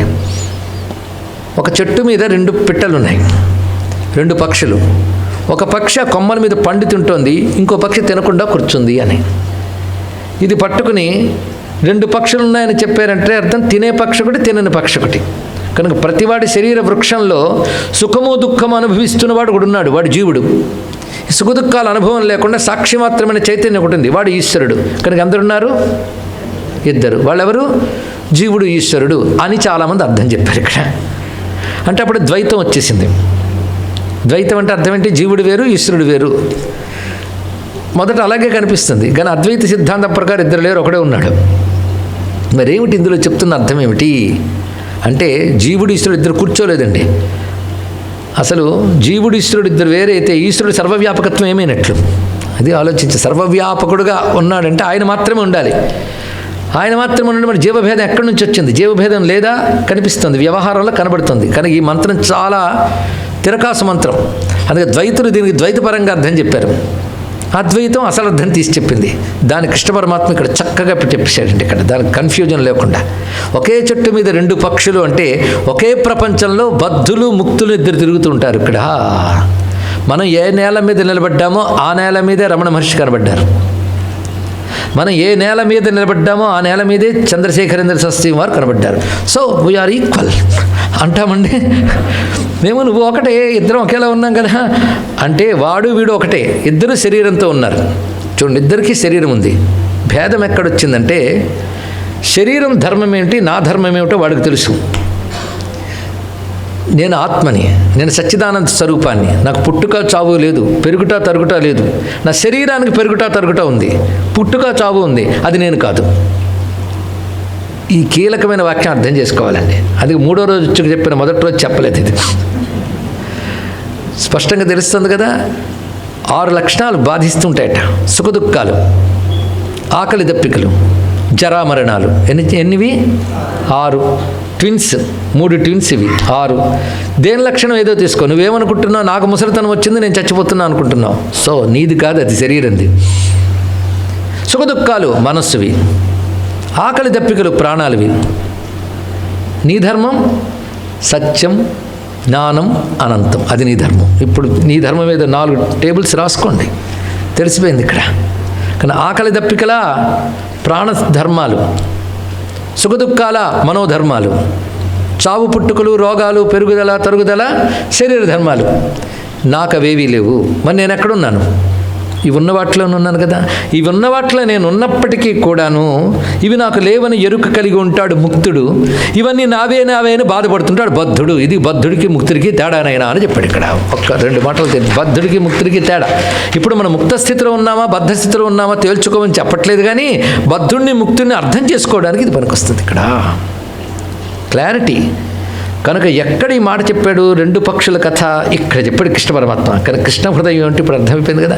వ్యవహారానికి భేదం ఈశ్వరుడికి జీవుడికి కనబడ్డప్పటికీ కూడాను ఈశ్వరుడు సర్వజగన్ నియామకుడు, అందులో సందేహం లేదు. కానీ ఆయన దగ్గరున్న మాయ విద్యారూపిణి. వాడు పూర్తిగా పరమాత్మకు తను ఏంటో తనకు తెలుసు, సర్వశక్తిమంతుడు. కానీ తాను సర్వశక్తిమంతుడైన పరమాత్మ రూపమైనప్పటికీ దేహముతో తాదాత్మ్యం చెందిపోవడంతో జీవుడైపోయాడు. ఈ దేహం నేను, ఈ సుఖదుఖాలు నావి అనుకోవడం చేత. కానీ ఎరుకతో క్రమక్రమంగా ఇవేవి నావి కావని స్థితి కలిగితే వాడు ముక్తుడవుతున్నాడు. ఆ బద్ధుడు ముక్తుడు ఒకే లోకంలో తిరుగుతుంటారు, ఒకే ప్రపంచంలో. వాడికి శరీరం ఉంది, వీడికి శరీరం ఉంది. కానీ వాడు వీటికి భోక్తని అనుకోడు, వీడు భోక్తను అనుకుంటాడు. అది తేడా. అందుకే చెట్టు మీద ఒక పక్షి పళ్ళు తింటుంటే ఒక పక్షి తినకుండా సాక్షిగా చూస్తోంది అంటే ముక్తుడు సాక్షి రూపంలో ఉంటాడు, బద్ధుడు సుఖదుఖాలు అనుభవిస్తూ ఉంటాడు. ఇది తేడానైనా. బద్ధముక్తుల మధ్యలో ఉన్న భేదం చెప్పడం కోసమే చెట్టు మీద 2 పక్షులు చెప్పారే తప్ప జీవేశ్వరుల మధ్య భేదం చెప్పడానికి కాదు అని తీర్మానించారు ఆదిశంకరులు. కృష్ణ పరమాత్మ సరిగ్గా ఈ కంటెస్ట్లో అర్థం వచ్చేటట్టు చెప్పాడు మన ఉద్ధవ గీతలో. అందుకే భాగవత హృదయం అంటే అర్థమైంది కదా. ఆ 2 పక్షులు కాదు, జీవేశ్వరులకు సంబంధించేది కాదు, బద్ధ జీవులు ముక్త జీవుల మధ్య ఉన్న తేడా చెప్తున్నారు. అది అధ్యాయం పేరే బద్ధ ముక్త జీవుల మధ్య తారతమ్యం తెలుసుకోవడానికి. ఎందుకు తెలుసుకోవాలి? మీరు చెప్తున్నారు కనుక. నువ్వు ఎందులో ఉందో తలుచుకున్నావో ముందు ఫిక్స్ చేసుకో. నువ్వు సాధకుడుగా ఉండేటప్పుడు ముందు ఉన్న పొజిషన్ క్లియర్గా అర్థం కావాలి. ఎందుకంటే ఒక కట్టు ఉందనుకోండి, విప్పియాలు గట్టిగా ఓడబెరకూడదు. ముడెక్కడ పడిందో అబ్జర్వ్ చేసి నెమ్మదిగా తీయాలి. కానీ బద్ధుడేమిటో ముక్తుడేమిటో అర్థం చేసుకుంటే తర్వాత నీకేం కావాలో నీకే క్లారిటీ వచ్చేస్తుంది. కానీ బద్ధముక్త జీవుల గురించి ఈ అధ్యాయంలో ఎంత స్పష్టమైన అందమైన నిర్వచనం చెప్తున్నాడు ఇక్కడ. అందుకే దేహస్థోపి నదేహస్థో విద్వాన్ స్వప్నాద్యధోత్థిత. దేహంలో ఉన్నప్పటికీ దేహంలో ఉండడయ్యా విద్వాంసుడు. ఇక్కడ విద్వాంసుడు అంటే ముక్తుడు అని అర్థంలో చెప్పారు. ఇక్కడ విద్వాంసుడు అంటే 10 డిగ్రీలు ఉన్నవాడు అని అర్థంలో చెప్పలేదు. ఇక్కడ విద్వాంసుడు అనగా ముక్త జీవుడు. జ్ఞానియే ముక్తుడు, మరొకటి కాదు. తన గురించి తాను తెలిసినవాడే ముక్తుడు, తన గురించి తాను తెలియనివాడే బద్ధుడు. ఇవాళంతా బద్ధ ముక్త అనేటువంటి టేబులే మొత్తం తయారు చేసుకుంటున్నాం ఇక్కడ. కానీ దేహస్థోపి న దేహస్థో విద్వాన్ స్వప్నాత్ యథోత్థిత. దేహంలో ఉన్నప్పటికీ దేహంలో ఉండడు ఎవడు? విద్వాంసుడు. ఎలా అంటే మెలకు వచ్చిన వాడికి కలసత్యం అనేటువంటి అజ్ఞానం ఎలా తొలగిపోతుందో, జ్ఞానం కలిగిన వాడికి దేహంలో ఉన్నప్పటికీ నేను దేహాన్ని అనే భావం తొలగిపోతుంది. ఇది ప్రధానంగా చెప్తున్నాడు. అలాగే నిజానికి దేహంలో లేనివాడైనప్పటికీ నేను దేహంలోనే ఉన్నాను అనుకుంటాడు బద్ధుడు. చిన్న మాట, నిజానికి దేహంలో లేనివాడైనప్పటికీ, జాగ్రత్త వింటున్నారు కదా, నిజానికి దేహంలో లేనివాడైనప్పటికీ దేహంలో ఉన్నాను అనుకుంటాడు బద్ధుడు. అంటే నిజానికి దేహంలో లేడు వీడు, కానీ ఉన్నానేమో అనుకోవడం వల్ల ఈ దేహం నేను అనుకున్న సుఖ దుఃఖాలు ఆరోపించుకోవడం వల్ల ఈ దేహం పోతే మరో దేహం వస్తుంది. కానీ దేహంలో ఉన్నా దేహంలో లేను దేహం నేను కాను అనుకుంటాడు వాడు. దేహంలో ఉన్నా దేహంలో లేను అనుకుంటాడు. ఇక్కడ అంటే దేహం బంధిస్తుంది ఆత్మని? బంధించదు. కానీ నిజానికి ఆత్మకి బంధం లేదు, మోక్షం లేదు, భ్రాంతి మాత్రమే. బంధం భ్రాంతి, మోక్షం సత్యం. కనుక మోక్షం వస్తుంది అనుకోవద్దు, మోక్షమే నీ స్వరూపం. ఇది గొప్ప మాట చెప్తున్నాడు. మోక్షం నీ సహజ స్వరూపం. మోక్షం రావడం ఏంటండి ఇక్కడ? చాలా తప్పు మాట. ఒక గాలి వీస్తోంది కుండలో, గాలిలో స్పేస్ ఉంది, గాలి చుట్టూ స్పేస్ ఉంది. గాలి చుట్టూ స్పేసే, కుండలోనూ స్పేసే, కుండ చుట్టూ స్పేసే, రెండు చోట్ల స్పేస్ కనబడుతుంది. అప్పుడు కుండలో స్పేస్ జీవుడు, కుండ చుట్టూ ఉన్న స్పేసు పరమాత్మ. కానీ రెండు స్పేస్లు ఉన్నాయి కదా, లేవా? అరే కుండ చూపిస్తూ దానిలో స్పేస్ అని చెప్తూ ఉంటే రెండని చెప్తా వింటయ్యా అంటే వ్యవహారం కుండ వల్ల ఏర్పడింది తప్ప స్పేస్ వల్ల ఏర్పడలేదు కనుక. అప్పుడు లోపల స్పేస్ అంతా ఒక్కటే అని తెలియాలంటే ఏం చేయాలి? కొండ పగలగొట్టాలా? పగలగొట్టక్కర్లేదు, తెలివి ఉండాలి. తెలుసుకోండి, ఇక్కడ పగలగొట్టక్కర్లేదు. కొండ పగలక ముందే తెలివి రావాలి. కొండ పగలక ముందే తెలివి రావాలి. అందుకే ఈ కొండ పగిలిపోతే నేను పరమాత్మ ఒకటి వరకు. ఇది అంత తేలిగ్గా పగిలే కొండ కాదు. లోపల ఈ కొండ కాదు, లోపల మరో 2 కొండలు ఉన్నాయి, అంత కలిపి కొండ. ఈ కొండ ఎలాగూ పోతుంది, నువ్వు కుయ్యోమర్రోను పోక తప్పదు. నేను ఉంటానుంటా నట్టి పెట్టుకుని లాక్కుపోతాడు ఆయన.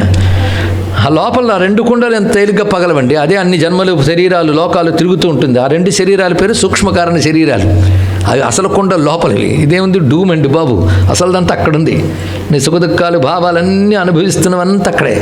అదో దేహం, తాదాత్మ్యం అంతా దానితోనే, మనకి దీంతో కాదు ఇక్కడ. కానీ కొండ పగలగొడితే స్పేస్ అంతా ఒకటే అని తెలియక్కర్లేదు. పగలగొట్టినా పగలగొట్టకపోయినా ఒకటే. ఆ స్పేస్ నువ్వని తెలిసాక, ఉదాహరణకి స్పేస్ నేనని తెలిసిపోయింది. తెలిసిపోయాక అయ్యో కొండ పగిలిపోతున్న బాధపడతావా? కొండ పగిలి నేను పగలని ధైర్యంగా ఉంటావు, అంతే కదా. కొండ పగిలినా పగలకపోయినా అంతా ఉన్న నేను ఒక్కటే అని తెలుసుకుంటావు. కనుక జ్ఞాని ఆ విధంగా ఉంటాడు. ఆ స్పేస్ నేను అనుకున్నవాడు జ్ఞాని, కొండ నేను అనుకున్నవాడు బద్ధుడు. ఇక్కడ ఒకటే మాట స్పష్టంగా చెప్పాడు. అందుకు బద్ధ ముక్త అనడానికి ఇంత అందమైనటువంటి విశేషాన్ని చెప్తున్నాడు. దైవాధీనే శరీరేస్మిన్ గుణభావ్యేన కర్మణ వర్తమాన అబుధస్తత్ర కర్తాస్మితి నిబధ్యతే. ఇవాళ ఈ శరీరం లభించిందంటే ఒకప్పుడు చేసిన కర్మల కొద్దీ వచ్చింది. ఆ వాసనల కొద్దీ గుణాలు, ఈ గుణాల కొద్దీ శరీరంలో అని ప్రవర్తిస్తున్నాయి. కనుక సుఖదుఖాల్లో మునుగుతున్నవి గుణములే తప్ప నేను కాదు. నేను గుణాలతో లింకు పెట్టుకోవడం వల్ల నేను మునుగుతున్నాను అనుకుంటున్నాను ఇక్కడ. కానీ గుణాల పని గుణాలు చేస్తున్నాయి, శరీరం పని శరీరం చేస్తుంది. నేను వీటికి అతీతుణ్ణి. అది సిద్ధ పురుషులు కూడా ఆకలిస్తే అన్నమే తింటారు. కానీ ఆ తింటున్నాను నేను అనేటువంటి భోక్తృత్వ భావం వారికి ఉండదు. సుఖదుఖాలు ఇవన్నీ కూడా ప్రారబ్ధవశాత్తు వారికి వస్తున్నా వారు వాటికి అంటారయ్యా. ముక్తులు ఆ విధంగా ఉంటారు. మనలాగే తిరుగుతాడు ముక్తుడు. అదే ముక్తుడు ఒక కిరీటం పైనుంచి భగవంతుడు తెచ్చి పెట్టాడు. ఆయన ముక్త పురుషుడివి యూనిఫారం వేసుకుని తిరుగు అని చెప్పడు. వాడు మనలాగే తిరుగుతుంటాడు, మనలాగే కనబడతాడు. పోల్చడం మహా కష్టం. ఒక్క ముక్త పురుషుని పోల్చడం మహా కష్టం అండి ఇక్కడ. ఒకవేళ పోల్చుకున్నావా నీ అదృష్టం. పరీక్షణ్ మహారాజు సుఖయోగేంద్రుని పోల్చుకున్నాడు. అది ముక్త పురుషుని పోల్చడం మహా కష్టం. వాడు మనలాగే ఉన్నట్టుంటాడు. ముక్త పురుషుడు సన్యసించాలని నేను లేదు. ముక్త పురుషుడు సంసారంలో ఉన్న వాడికి ఏం పర్వాలేదు. ఎందుకంటే నేను అది కాదనుకున్నవాడు ఎక్కడున్నా ఏం పర్వాలేదు వాడికి. ఇక్కడ వాడికి హేయోపాదేయ వర్జిత. వాడికి విడిచిపెట్టాల్సిందే లేదు, పట్టుకోవాల్సిందే లేదు. ఇక్కడ ఆ స్థితిలో ఉంటాడు ముక్తుడు. ఇలా ఉంటాడు సుమా. యస్యస్సుర్వీత సంకల్పా ప్రాణేంద్రియ మనోధియాం. వాడికి సంకల్పం లేదు. అంటే వాడికి శరీరము పనిచేస్తూ ఉంటుంది పూర్వవాసనల ప్రేరణ చేత. అంటే మరణ పర్యంతం శరీరం ఉండాలి కనుక ఉంటుంది జీవన్ముక్తుడికి ప్రారబ్ధవశాత్తు. అంతేగాని వాటికి అంటుకోడు. పనులు జరుగుతున్నట్టు సంకల్పం ఉండదు వాడికి. బద్ధుడికి సంకల్పం ఉంటుంది. అది తేడా ఇక్కడ. బద్ధుడికి సంకల్పం ఉంటుంది, ముక్తుడికి సంకల్పం ఉండదు. అక్కడ తేడా. నేను ఇది చేస్తున్నాను, నాకు ఇది కావాలి అనే సంకల్పం బద్ధుడికి ఉంటుంది, ముక్తుడికి ఉండదు. ఎందుకంటే రమణుల వారు నడిచారు, ఆయన సమయాన్ని భిక్ష చేశారు. నేను అదే చేస్తున్నాను. తేడా ఏమిటంటే ఎక్కడ చెప్తావేంటి? వాడిదానిలో సంకల్పం లేదు, నీలో సంకల్పం ఉంది. అది భక్తుడికి ముక్తుడికి ఉన్నటువంటి తేడా సుమా. ఏవం విరక్త శయనే ఆసన ఆటన మజ్జనే దర్శన స్పర్శన గ్రాణ భోజన శ్రవణాదిషు నతతా భజ్యతే విద్వాన్ తత్ర తత్రాదయన్ గుణాన్. అది స్పష్టంగా తెలిసిన ఆకలి దప్పికలు వచ్చాయి, ఇది ప్రాణధర్మం, నా ధర్మం కాదు. సుఖదుఖాలు వచ్చే మనోధర్మం, నాది కాదు. అలాగే దేహేంద్రియ దేహగుణాలు ఇవి అని పడుకున్న నిద్రపోయిన అతడు ఇతరులు చేసినట్టు కనబడతారు కానీ వాటితో మునగడు సుమా. ఇది తెలుసుకో. ఎలాగూ ఉదాహరణ చెప్తున్నాడు. యథ ఖం సవిత అనిలహ. 3 ఉదాహరణలు చెప్పాడు. ఒకటి ఖం ఆకాశం. ఆకాశం అంతటా ఉన్న దేనికి అంటదు. అదేవిధంగా వాడు వీటిల్లో ఉన్న వీటికి అంటాడు. అలాగే సవిత సూర్యభగవాన్ని చెప్పాడు.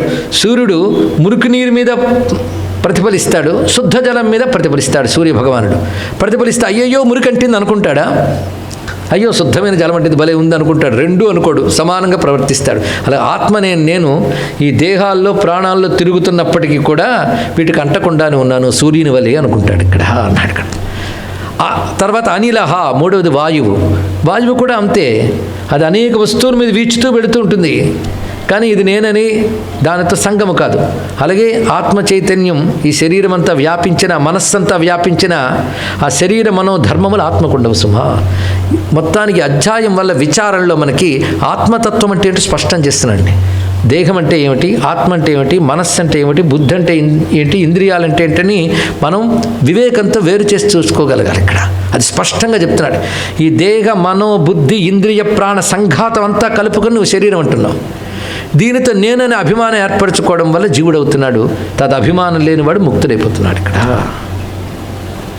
అని వివరిస్తూ, ఎన్ని వేదాలు చదవండి, ఎన్ని శాస్త్రాలు చదవండి, ఎవడైతే లోపల అంటకుండా ఉన్నాడో వాడు ఈశ్వరుడిని తెలుసుకుని భక్తైనా కలిగి ఉండు, అతడే నా యొక్క ఆత్మరూపం అనే జ్ఞానమైనా కలిగి ఉండు. ఈ రెండూ లేకుండా ఎన్ని శాస్త్రాలు వల్లెవేసినా, ఎన్ని మంత్రాలు వల్లెవేసినా,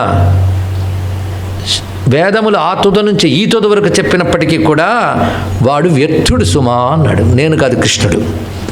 శబ్ద బ్రహ్మణి నిష్ణాతో నా నిష్ణాయాత్ పరే యది శ్రమస్తస్య శ్రమఫలో అధేనుమివ రక్షతః గాం దుగ్ధదోహమసతించ భార్యాం దేహం పరాధీనమసత్ప్రజాంచ విత్తం త్వతథీకృతమంగ వాచం హీనాం మయా రక్షతి దుఃఖ దుఃఖీ. ఈ మాట చెప్పడం అర్థం ఏంటంటే, అన్ని శాస్త్రాలు బాగా వల్లెవేసి వాటి మీద ఎన్ని కబుర్లు చెప్పినా పరమార్థ దృష్టి లేనప్పుడు, ఈ పరతత్వం ఏంటో తెలుసుకోవాలనేటటువంటి చింతన లేనప్పుడు వాడి చదువంతా వ్యర్థమే. ఇది ఎలాంటిదంటే, గొడ్డుటావుని కాపాడడం ఎలాగో వాడి చదువు కూడా అలాగే అని చెప్పారు ఇక్కడ. గొడ్డుటావు వల్ల క్షీరాదులు లభించవు నీకు. అలాగే తత్వం తెలియనటువంటి చదువు వల్ల వ్యర్థమే. ఇదే అన్నమయ్య కూడా తనకేడ చదువులు తనకేడ శాస్త్రాలు మనసు చంచల బుద్ధి మానీనా జడ్డు మానవుడు చదువ ఆశ వడ్డివారుగాక వదిలిన గుడ్డి కుక్క సంతకపోయి తిరిగినా దుడ్డు పెట్లే కాక దొరికినా అన్నాడు మహానుభావుడు. గుడ్డి కుక్క సంతకెళ్తుంది ఏదో తిందామని, ఒక్క వస్తువు కనబడదు, తినలేదు. మరేం తింటుందయ్యా అంటే దుకాణదారుడు కొడుతుంటాడు, ఆ దుడ్డు పెట్లే దొరుకుతుంటాడు, పదార్థం దొరకదు. అలా గుడ్డి కుక్క సంతకపోయినా పదార్థం ఎలా దొరకదో, కేవలం పరమార్థ దృష్టి లేనివాడు ఎన్ని వేదాలు వల్లించినా శాస్త్రాలు చదివినా వాడు కూడా ఇటువంటి వాడే అని చెప్తున్నారు ఇక్కడ. ఎలాగూ అంటే, పాలనీయని ఆవుని దుష్టుడైన పుత్రుడు, వ్యభిచారిణి అయిన భార్య, పరాధీనమైన శరీరము, పాత్రుడు లభించినప్పుడు దానము చెయ్యని ధనము. ఉపమానాలు ఎలా చెప్తున్నాడు చూడండి. పాత్రుడు లభించినప్పుడు దానము చెయ్యని ధనము, భగవంతుడు గురించి పలకని పలుకులు ఎలా వ్యర్థమో, పరమార్థ జ్ఞానం లేని చదువులు కూడా అలా వ్యర్థమే అని చెప్పాడు. కానీ చదువు అంటే ఏమిటో తెలిసింది కదా. ఏది శాస్త్రము అంటే, ఏ శాస్త్రమునందు పరతత్వము తెలుసుకుంటావో, ఆత్మను ఆవిష్కరించుకుంటావో, ఏ శాస్త్రము ద్వారా బ్రహ్మమును తెలుసుకుంటావో అదే చదువు. అది తప్ప మిగిలినవన్నీ కూడా ఇదిగో ఇలా వ్యర్థములు సుమా అన్నాడు. ఆ వ్యర్థమని చెప్పడానికి ఉపమానాలు ఎంతో చక్కగా చెప్పాడో చూడండి ఇక్కడ. పుత్రుడు మంచిదే, కానీ దుష్టపుత్రుడు వ్యర్థం. అదేవిధంగా భార్య చాలా మంచిదే, కానీ వ్యభిచారినైతే ప్రమాదం. అది ఆవు చాలా అవసరమే, పాలు ఇవ్వకపోతే ప్రయోజనం ఏముందయ్యా? ఇలా చెప్తున్నాడు ఇక్కడ. ధనం చాలా గొప్పదే, దానం చేయనప్పుడు ప్రయోజనమే ఉంది. అందుకే విద్యలు గొప్పవే, కానీ పరమార్థం తెలియనప్పుడు ప్రయోజనమే ఉంది. ఇది చెప్పి విద్యలు చదివి వాళ్ళని అవమానించడం కాదు, పరమార్థం తెలుసుకోరా, పరమార్థం తెలియని విద్యలు వ్యర్థము. అందుకే ఏం చదివారా నాయన అన్నాడు. నిజం చెప్పమంటావా నాన్న అన్నాడు. నిజం చెప్పమనే చెప్తున్నా నాయన అంటే, అన్ని చదువులు చదివాను, నాకు అర్థమైందంటే అవన్నీ వేస్ట్ అని తెలిసింది అన్నాడు ఇక్కడ. చదివి వేస్ట్ అని చెప్తున్నాడు, చదవకుండా కాదు. ప్రహ్లాదుడు చెప్పాడు కనుక అంత వేస్ట్ అని చదవడం మానేసాను అనకూడదు ఇక్కడ. పరమార్థం తెలియని చదువు వ్యర్థమని నేను చెప్పదలుచుకున్నాడు. చదువు అవసరమే, చదువు ద్వారా పరమార్థం తెలియాలి. అందుకే అక్కడ తాగిపోకూడదు. పరమార్థం వేదం ద్వారా వేదాంతం తెలియాలి, చదువుల ద్వారా పరమార్థం తెలియాలి. అది సారాంశం. అది తెలుసుకోవాలనైనా. అందుకే ఎవడు వాక్కు సార్థకము అంటే, ఎవడు నా గురించి మాత్రమే మాట్లాడతాడో వాడి వాక్కు సార్థకం. ఎవడు బుద్ధి సార్థకం అంటే ఎవడు నా గురించి మాత్రమే చింతన చేస్తాడో వాడు బుద్ధి సార్థకం. నా గురించి అంటే మరి ఇంతకు చెప్పింది మర్చిపోతామా? పరమాత్మ వాడు ఎక్కడున్నాడు? లోపలే. ఎలా ఉన్నాడు? వీటన్నిటిని నడుపుతున్నాడు, వీటికి అంటకుండా ఉన్నాడు. కానీ వీటన్నిటిని నడుపుతూ వీటికి అంటకుండా ఉన్నవాడితో నువ్వు అంటుకో, అప్పుడు నువ్వు అంటని వాడు అవుతావు. వాడిని వదిలి వీటిని అంటుకు తిరుగుతున్నావు, అది వచ్చింది బాధ. కనుక ఎవడి పలుకు నన్ను కీర్తిస్తుందో వాడి పలుకే గొప్ప పలుకు. లేనప్పుడు వంధ్యగిరా అన్నాడు. వంధ్యగిరా అంటే వ్యర్థమైన వాక్కు. ఇది తెలుసుకోవాల్సింది. కనుక నాయన మొత్తానికి ఇప్పుడు అర్థం ఏంటంటే నానాత్వ భ్రమ. జగత్తుపై దృష్టి కలిగితే దానికి నిలుకడ లేదు జగత్తులో. ఇవాళ ఇది కావాలనుకుంటావు, వెంటనే మరొకటి వస్తూ ఉంటుంది. ఒక నిలుకడుందా చెప్పు? ఇది అది ఏదో ఎన్ని కావలసినంత అయోమయం జగత్తులో ఉంది. నానాత్వము, అడుగడుగున నానాత్వం. నాకు ఇది వస్తే చాలండి అంటావు, అది వచ్చే వరకు వచ్చాక మరొకటి వస్తుంది. ఎక్కడికన్నా అంతు పంతు. కనుక జగత్తులో నిరంతరం నానాత్వం ఉంటుంది. దాని గురించి నువ్వు తాపత్రయ పడుతూ పడుతూ అలసిపోయేటప్పుడు ఆయువు అయిపోతుంది. ఈ తాపత్రయంలోనే ఆయువు అయిపోయింది కనుక మళ్ళీ తాపత్రయాల్లోనే పడతాను ఇక్కడ. ఎందుకు అలవాటు అయిపోయింది కదా, మళ్ళీ అలవాట్లోనే పడతావు ఇక్కడ. అందుకే నానాత్వ భ్రమమాత్మని. కనుక నువ్వు అనేకమైన జగత్తును చూడడం వల్ల నువ్వేది చూస్తున్నావు అది నువ్వు అనుకుంటున్నావు, అది కావాలనుకుంటున్నావు. కనుక నీకు నానాత్వం వచ్చేసింది. చూడండి, ఇది నిజానికి పెద్ద అర్థం కానంత గహన విషయం కాదండి. కొంచెం ఆలోచిస్తే అర్థమైపోతుంది. ఫలానా వస్తువు నాకు ఎదురుగా ఉంటే సుఖం అనుకుంటున్నాం, వచ్చింది, సుఖపడ్డాం. అప్పుడు నీ స్వరూపం ఏమైంది? సుఖం. వెంటనే ఎవడో మరొకడు ఆ వస్తువు కోసం ఆలోచిస్తాడు, వెంటనే వాడికి కోపం వస్తుంది. అప్పుడు నీ స్వరూపం ఏమైపోయింది? కోపం. వస్తువు పోతుందేమో అని భయం కలిగింది, అప్పుడు నీ స్వరూపం భయం. వస్తువు పోయింది, ఏడిచో, అప్పుడు నీ స్వరూపం శోకం. ఇప్పుడు నీ అసలు స్వరూపం ఏంటి? ఇది ప్రశ్న వేయాలి. ఏముందండి, ఏదొస్తే అదే నా స్వరూపం. అది ఎలా అవుతుంది? దానికే నిలకడ లేనప్పుడు నీ స్వరూపానికి నిలకడపోయింది. కానీ నీ అసలు నిలకడ ఏది? ఇది ఆలోచించు. వీటికి అతీతంగా ఇవి చూస్తూ ఇది సుఖము దుఃఖము అనుకుంటున్నావు, కానీ అనుకుంటున్న ఒక చైతన్యం ఉంది. ఆ చైతన్యానికి సుఖం దుఃఖం లేదు, అది నీ స్వరూపం. అది కేవలం ప్రజ్ఞ మాత్రమే. ఆ ప్రజ్ఞ యందు స్థిరపడు, అప్పుడు ఇవేవి రావు. ప్రజ్ఞ యందు స్థిరపడ్డాన్ని స్థిత ప్రజ్ఞ అన్నారు ఇక్కడ. నీ అసలు స్వరూపం ఏంటో తెలుసుకోగలుగుతా. అది తెలుసుకున్నాక దేనికి బంధింపబడతావు, దేనికి బాధపడతావు? ఎందుకంటే ఒకడికి బాధించే సంఘటన ఇంకోటికి సుఖం కలిగిస్తుంది లోకంలో. అంటే సంఘటనలో సుఖం ఉందా, దుఃఖం ఉందా? రెండూ లేవు, అనుకోవడంలో ఉంది. అనుకోవడం ఎప్పుడూ ఒకలాగా ఉండదు, అనేక రకాలుగా ఉంటుంది. కనుక నానాత్వం అనే భ్రమ ఆత్మ యందు ఆరోపించుకుంటున్నాను, అనేకం అనేది. అది విడిచిపెట్టాలి అంటే శుద్ధమైన ఆత్మ యందు బుద్ధిని నిలుపు, అది చెయ్యి. కనుక అది చేసిన వాడు ముక్తి పొందుతున్నాడు. ఎంతవరకు చెప్పింది ఏమిటండి? బద్ధుడు ముక్తుడు లక్షణాలు చెప్పేశాడు. బద్ధుడు అర్థం పోయాడు, ముక్తుడు అర్థం పోయాడు. కానీ ముక్తి కలిగిన వాడు ఆ స్థితిలో ఎప్పుడు ఉంటాడు? స్థిరమైనటువంటి ఆత్మయందే దృష్టిని నిలుపుతాడు. అర్థమైపోయింది కదా. ఒకవేళ అది గొప్పదే, కానీ అందరూ సాధించలేరు కదా. అంటే ప్రాక్టికల్గా వస్తున్నాడు కృష్ణుడు. నేను చెప్పింది అసలైన సత్యం, పొందవలసిన సత్యం. అలా పొందగలవండి, అది తర్వాత చెప్తా. అంత తేలిక కాదని పొందడం, అది కూడా తర్వాత చెప్తాను. నువ్వేమడిగో? సర్వోత్కృష్టమైనది ఏది అని అడిగో, అది నేను చెప్పాను అంతే. సర్వోత్కృష్టమైనది అది. అందుకే నాకేది గొప్పదో అది చెప్పుని అడగలేదు. గొప్పదేదో అడుగు, అది చెప్పేశాను. ఇది గొప్పది. విన్నాక నీకేమనిపించింది? గొప్పదే కావాలనిపించింది కదా. గొప్పది కావాలనిపించచ్చు, అర్హత ఉందా? అర్హత సంపాదించుకో. కానీ ముక్తి అంటే అందరికీ ఇష్టమే. అదేదో పదార్థం అనుకుంటున్నాం. ముక్తి పదార్థం కాదు, పరమార్థం. తెలుసుకోండి. పదార్థంకి అన్ని దుర్లక్షణాలు ఉంటాయి. పదార్థం అంటే వస్తువు, వస్తువుకు లక్షణం పుట్టడం, పెరగడం, చావడం. అది పరమార్థం. దాని పుట్టుక పెరుగుట చచ్చుట లేదు. అది నీ అసలు స్వరూపం. ఎంత బాగుందండి. అర్థమైన అర్థం కాకపోయినా నేను పుట్టను, పెరగను, చావను, ఎప్పుడూ ఉంటాంట. వినడానికి బాగుంది ముందు. కానీ ఎప్పుడూ ఉండని లక్షణం కలిగిన దేహాన్ని పట్టుకుని ఎప్పుడూ ఉంటానంటే ఎలా అవుతుందండి ఇక్కడ? ఎప్పుడూ ఉండని ఒకానొక దేహాన్ని పట్టుకుని ఇదే నేను అనుకుంటూ ఎప్పుడూ ఉండాలనుకోవడం తప్ప కదా. కనుక ఎప్పుడు ఉండనిదేదో తెలుసుకో, అది అసలు నీ స్వరూపం. అది ఇక్కడ అది చక్కటి ఆలోచనని అందిస్తున్నాడు. కానీ ఎప్పుడూ ఉండని దాన్ని పట్టుకుని ఎప్పుడూ ఉండాలనుకునేవాడు బద్ధుడు. ఎప్పుడు ఉండేదేదో అదే నా స్వరూపం అని తెలుసుకుని ఎప్పుడు ఉండని శరీరంలో ఉన్నా దానికి అంటుకునేవాడు ముక్తుడు.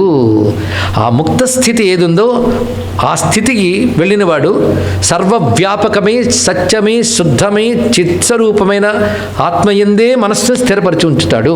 అది గొప్పవాడు. ఆ పని చెయ్యలేకపోతే అంటే ముందు ఉత్కృష్ట సాధన ఏంటి? మనస్సును బ్రహ్మమునందు ధారణ చెయ్యుట. ఇదండి ఉత్కృష్ట సాధన, మరొకటి కాదు. అందుకే ఎస్టాబ్లిష్మెంట్ అంతా ఇచ్చాడు. మొత్తానికి తేలిపోయిన విషయం ఏంటంటే ప్రపంచం గురించి ఆలోచించే మనస్సు పరమాత్మ యందు స్థిరపరచాలి. ఆలోచించమని అనట్లేదు, స్థిరపరచాలి అన్నాను. ఇక్కడ మనస్సుని పరమాత్మ యందు స్థిరపరచు. ఇంతవరకు ఏం చెప్పాడు? ప్రపంచం నిలిచేది కాదు, ఉండేది కాదు, పోయేది కాదు, ఇవన్నీ ప్రపంచం గురించి చెప్పి నిన్ను దాని నుంచి వేరు చేసి ఏది ఎప్పుడు ఉంటుందో, ఎప్పుడు సత్యమో, ఏది అజరమో, ఏది అమరమో, ఏది శాశ్వతమో, ఏది సర్వవ్యాపకమో, ఏది చిద్రూపమో, ఏది ఆనందమో అది పరమాత్మ. ఇప్పుడు నీ చింతన దేని వైపు చేయాలి? పరమాత్మ లక్షణాలు చింతన చేయి. అదే చింతన చేస్తే నిన్న భ్రమరకేట న్యాయం, నిన్న పాఠం వదిలేయకండి. అదే చింతన చేస్తే అదే అవుతావు. అరే కాని తుమ్మెదగా మారిపోయింది కీటకం, అయిన పరమాత్మగా నువ్వు మారడం ఎంతసేపు అన్నాడు ఇక్కడ. ఎందుకంటే కీటకం సహజంగా తుమ్మెది కాదు, కీటకం బై నేచర్ తుమ్మెది కాదు, కానీ నిరంతర చింతన వల్ల తుమ్మెది అయ్యిందా లేదా? కానీ నేచరే పరమాత్మ అయ్యా. దాని గురించి చింతన చేసి సులభంగా పరమాత్మని పొందగలవు నువ్వు. అది మోక్షానికి ఎక్కువసేపు అక్కర్లేదు. అష్టావక్రుడు అంటాడు, నువ్వు కాలు గుర్రం జీని మీద పెట్టే సమయం లోపల నీకు ఆత్మజ్ఞానం కలిగిస్తానన్నాడు. ఛాలెంజ్ అక్కడ. ఎందుకంటే మోక్షం అనేది కొత్తగా వచ్చేది కదా, ఉన్నదే మోక్షం, బంధం కల్పితం, మోక్షం సత్యం, అది తెలుసుకోవాలి ఇక్కడ. కానీ నాకు మోక్షం కలిగిందండి అన్నాడు. అయితే నీకు ఇంకా రాలేదన్నాడు గురువు. మోక్షం కలగడం ఏంటి? మోక్షం నువ్వై ఉన్నావు, మోక్షం రావడం ఏంటి? ఇది భ్రాంతి. ఇది ఎలాంటిదంటే తాడుని చూసి పాము అనుకున్నాం. ఆఖరికి ఒక ఆయన వచ్చాడు, లైట్ వేశాడు, పాము కాదయ్యా తాడు అంటే, అమ్మయ్య పాము మాయమైపోయింది అన్నాడు. అంటే వీడికి ఇంకా భ్రాంతి ఉందని అర్థం కదా. పాము మాయమైందా? లేనే లేదు కనుకనే బంధం పోయిందండి, మోక్షం వచ్చిందంటే పాము మాయమైపోయి తాడు కనిపించింది అన్నట్లు. ఇక్కడ వీడు తాడు కనిపించిందని మురిసిపోతామా? పాము మాయమైందని భ్రాంతిలో పడ్డాన్ని బాధపడతామో చెప్పండి? మొత్తానికి అర్థం ఇది జ్ఞానం రాలేదు ఇంకా సరిగ్గా ఇక్కడ. కానీ మోక్షం అనేది నీ సహజావస్థ. అందుకే రమణ మహర్షి ఒక్క మాట అన్నారు, నీ సహజావస్థలో నువ్వు ఉండు, అదే మోక్షం అన్నాడు ఇక్కడ. నువ్వుగా ఉండడమే మోక్షం, అదే స్వస్వరూపం. కనుక అసలు సాధన ఏమిటి? మరొక్కసారి చెప్పుకుందాం. సాధన ఏమిటి? బ్రహ్మమునందు మనస్సును స్థిరపరచుట, అదే సాధన. సింపుల్. మనస్సుని బ్రహ్మమునందు స్థిరపరచు, అయిపోయిందండి. పండు బొట్టలో పెట్టి మూత మూసేయి, అనంత తేలిక ఇది ఇక్కడ. అందుకే వెంటనే చెప్పాడు, యద్యనీసో ధారయితుం మనోబ్రహ్మని నిశ్చలం. గీత వేదాంతం విన్నప్పుడు ఏమనిపిస్తుందంటే సాధారణంగా విన్నవాడికి ఎంత బాగుందో ఒక్కసారి అనిపిస్తుంది. వెంటనే హౌ ఈజ్ ఇట్ పాసిబుల్ అనిపిస్తుంది. అబ్బా కష్టమండి. మూడవది అది. నాలుగవది అంటే వదిలేద్దామండి. అయితే మా గురువుగారు ఉన్నారే, మా గురువు అంటే కృష్ణ పరమాత్మ. ఆ జగద్గురువులు ఎలాంటి వాడంటే మనం బాగుపడిపోవాలని తపన. ఇది నువ్వు చెయ్యి, నువ్వు ముందు నేను ఎప్పుడు ఫస్టే చెప్తాను నేను. అది నీకు రాలేదనుకో ఇది చెయ్యి, అది రాలేదనుకో ఇది చెయ్యి, ఇది రాలేదనుకో ఈ కింద చెయ్యి, ఇందులో ఏదో ఒకటి చెయ్యి, ఎప్పటికైనా అక్కడికి వెళ్తావు, అది చెప్తాడండి. అది అత్యద్భుతమైనది. అది గీతలో కొన్ని పాఠాలు మన స్థాయిని దాటిపోయి ఎక్కడో కనబడతాయి. కొంతమంది వచ్చి అంటూ ఉంటారు, ఏమండి మీరు చెప్పేది పిల్లలకు కూడా అర్థం కావాలండి. చాలా తప్పండి. పిల్లలకన్నా అర్థమైపోవు, వాళ్ళకు మెచ్యూరిటీ రావాలి, అవునా లేదా? అందుకని పసిపిల్లల్ని తీసుకొచ్చి భగవద్గీత ముందు వేదాంతం ముందు గురువుగారి అర్థమయ్యేటట్టు చెప్పండి అంటే ఆయన పెద్ద ఒళ్ళంతా చెమటలు పడతాయి. వీడికి ఎక్కడి నుంచి ప్రారంభిస్తాడు? ఆలు కూడా రాని వాడికి 1000 పడగలు పాఠం చెప్పమంటే ముందు ఆలు నేర్పుతాడు, 1000 పడగలు చెప్తాడు. ముందు వీడు అక్షరాలన్నీ చదువుకుని 4 పుస్తకాలు చదువుకుని వస్తే 1000 పడగలు చెప్పచ్చు. ఏమీ లేని వాడి దగ్గర పెట్టి 1000 పడగలు అర్థమయ్యేది చెప్పండి అంటే వీడికి అర్థం కాలేదు కనుక మీరు చెప్పింది అర్థం లేనిది అంటాడు కొంతమంది. చెప్పేవాడి బాధలు వినేవాడికి ఏం తెలుస్తాయండి ఇక్కడ. ఎన్నో ఉంటూ ఉంటాయి లోకంలో. కానీ పిల్లల కోసం అదే చెప్పాలండి అని. అరే నువ్వు స్థాయి ముందు తెలుసుకో, నువ్వు పిల్లలకంటే గొప్ప ఏం కాదు ఇక్కడ. ప్రతిదానికి మెచ్యూరిటీ ఉండాలండి. పిల్లలకి తెలిసిపోవాలంటే వాళ్ళకి నీతి చెప్పండి, భక్తి చెప్పండి. వాళ్ళు కూర్చోబెట్టి వేదాంతం చెప్పక్కర్లే. అందుకే పిల్లల చేత ఉపనిషత్తులు చదివించడం కంటే పాపం మరొకట్లేదు. వాళ్ళ ముందు నీతి రాలేదు, ధర్మం రాలేదు, బుద్ధి ఎదుగుదల కావాలి, ఇవన్నీ కావాలి, తర్వాత మిగిలినవన్నీ కూడా. అందుకే కృష్ణ పరమాత్మ చేసే బోధన చూడండి. ముందేం చెప్పాడు? మనోమయ్యప్య సర్వగే, నాయందు మనస్సును పెట్టు. నాయందు అంటే మళ్ళీ సర్వవ్యాపకుడైన నాయందు. ఏం అందమైన మాట చెప్పాడు. సర్వవ్యాపకుడైన నాయందు మనస్సును పెట్టు. అది అన్నిటికంటే గొప్పది. సాధనల్లో గొప్ప సాధన ఏమిటంటే సర్వవ్యాపకమై సత్యమై చిత్తై ఆనందమై ఏది ఉందో ఆ బ్రహ్మమునందు మనస్సును పెట్టు. యద్ అనీసహ ధారయితుం, అనీసహ అంటే నీకు సమర్థత లేకపోతే. దేనిలో సమర్థత లేకపోవడం? మనోబ్రహ్మణి నిశ్చలం ధారయితుం యది అనీషః. నిశ్చలమైన బ్రహ్మమునందు మనస్సును పెట్టుట నీకు సాధ్యం కాకపోతే మరొక పని చేయి. నేను చెప్పిన దాన్ని బట్టి కర్మల వల్ల ముక్తి పొందవు, కర్మలు విడిచిపెట్టలేవు. అప్పుడు నేను చెప్తున్నది ఏంటంటే, మనస్సును బ్రహ్మమునందు పెట్టినవాడు కర్మల్ని సహజంగానే విడిచిపెడతాడు. అంతే కదండి. పడవ మీద వెళ్ళినవాడు ఒడ్డునికి వెళ్ళాడు, ఒడ్డుకు వెళ్ళగానే పడవ సహజంగా విడిచిపెట్టేశాడు. ఇక్కడ ఎప్పుడు ఒడ్డుకి వెళ్ళాక అది తెలుసుకోవాలి. మధ్యలో విడిచిపెట్టేస్తే పడిపోతారు కింద. ఇక్కడ అందుకే నువ్వు బ్రహ్మమునందు మనస్సు నిలబెట్టు. దానికి నీకు సమర్థత లేకపోతే మయి సర్వాణి కర్మాణి నిరపేక్ష సమాచార. కన్క్లూడింగ్ చేస్తున్నాడు. ఇంతవరకు ముందు చెప్పాడు బద్ధముక్తుల లక్షణం చెప్పాడు, ఇప్పుడు కన్క్లూజన్ ఇస్తున్నాడు. కనుక మనస్సును ఎప్పుడూ బ్రహ్మమునందే నిలబెట్టు. అది చేత కాకపోతే నిత్య నైమిత్తిక కర్మలు నిరపేక్షముగా నా యందు సమర్పించు. అది నీకు చేత కాకపోతే ఒక పని చేయి. శ్రద్ధాళు మత్కథా శృణ్వన్ సుభద్రా లోకపావని గాయన్ అనుస్మరన్ కర్మ జన్మ చ అభినయన్ ముహు మదర్థే ధర్మకామార్థానాచరన్ మదపాశ్రయ లభతే నిశ్చలాం భక్తి మయుద్ధవ సనాతనే. ఎంత రమ్యంగా చెప్తున్నాడంటే, మూడవది ఏం చేయాలంటే శ్రద్ధ కలిగి అంటే డౌట్ లేకుండా. శ్రద్ధ అంటే అపనమ్మకము లేకుండుట, అంటే నమ్మకము కలిగి ఉండుట. అంతే. ఇక్కడ నేను అలా చెప్పచ్చు కదా, నమ్మకం కలిగి ఉండని చెప్పచ్చు కదా అంటే, ముందు మన అపనమ్మకం ఉంటుంది కనుకే అది లేకుండా అని చెప్పాల్సి వచ్చింది ఇక్కడ. అందుకే శ్రద్ధ అనే మాట చాలా గొప్పదండి. ఇందులో ఒక్క పదం తీసేసినా వేస్ట్. శ్రద్ధ కలిగి మత్కథా, నా కథలను శృణ్వన్ విను. ఇది గొప్ప సాధన అన్నిటికంటే. ఈ చెప్పడం ఉద్దేశం ఏంటంటే, కేవలం లోకాన్నతిని నిరసించి శరీరం నేను కాననే భావాన్ని నిరసించి బ్రహ్మమునందే మనస్సు నిలబెట్టి చిదానంద రూప శివోహం శివోహం అది ట్యూన్ కట్టి పాడుకోవడానికి బాగుంది, కానీ ఆ స్థితి అంత తేలిక కాదు. అవునా లేదా? మనోబుద్ధ్యహంకార చిత్తాని నాహం నచశ్రోత్ర జిహ్వే అని మొదలుపెట్టి ఇది తీసి చిదానంద రూప శివోహం శివోహం ఇది ఫస్ట్ స్టాండర్డు. అదంత తేలిక. అందుకే సత్కర్మలు చేయి, కాంక్ష లేకుండా చేయి. ఇది కూడా దీని చిక్కు దీనికి ఉంది. ఒక పని చేయి, నా గురించి వింటూ ఉండు. అది మూడవది చెప్పాడు. చాలా బాగుందండి. ఎందుకంటే కర్మలు ఆచరించి చిత్తశుద్ధి తెచ్చుకునేటంత కర్మాచరణ లేదు అందులో యుగంలో మరీను. అవునా? ఇది గట్టిగా ఆలోచిస్తే శాస్త్రము చెప్పిన సత్కర్మలు ఆచరించి చిత్తశుద్ధి పొందగలము అని ధైర్యం ఉందా? పోనీ తెలిసిన సత్కర్మలైనా ఆచరించగలుగుతున్నామా? తెలుసుకుని ఆచరించడం ఎలాగూ లేదు, తెలిసినవి ఆచరించడానికే గగనకుశం అయిపోతుంది ఇక్కడ. కానీ మొదటిదే కష్టం, రెండవది ఈజీ అనుకుంటే రెండవది కూడా కష్టం అని తేలిపోయింది.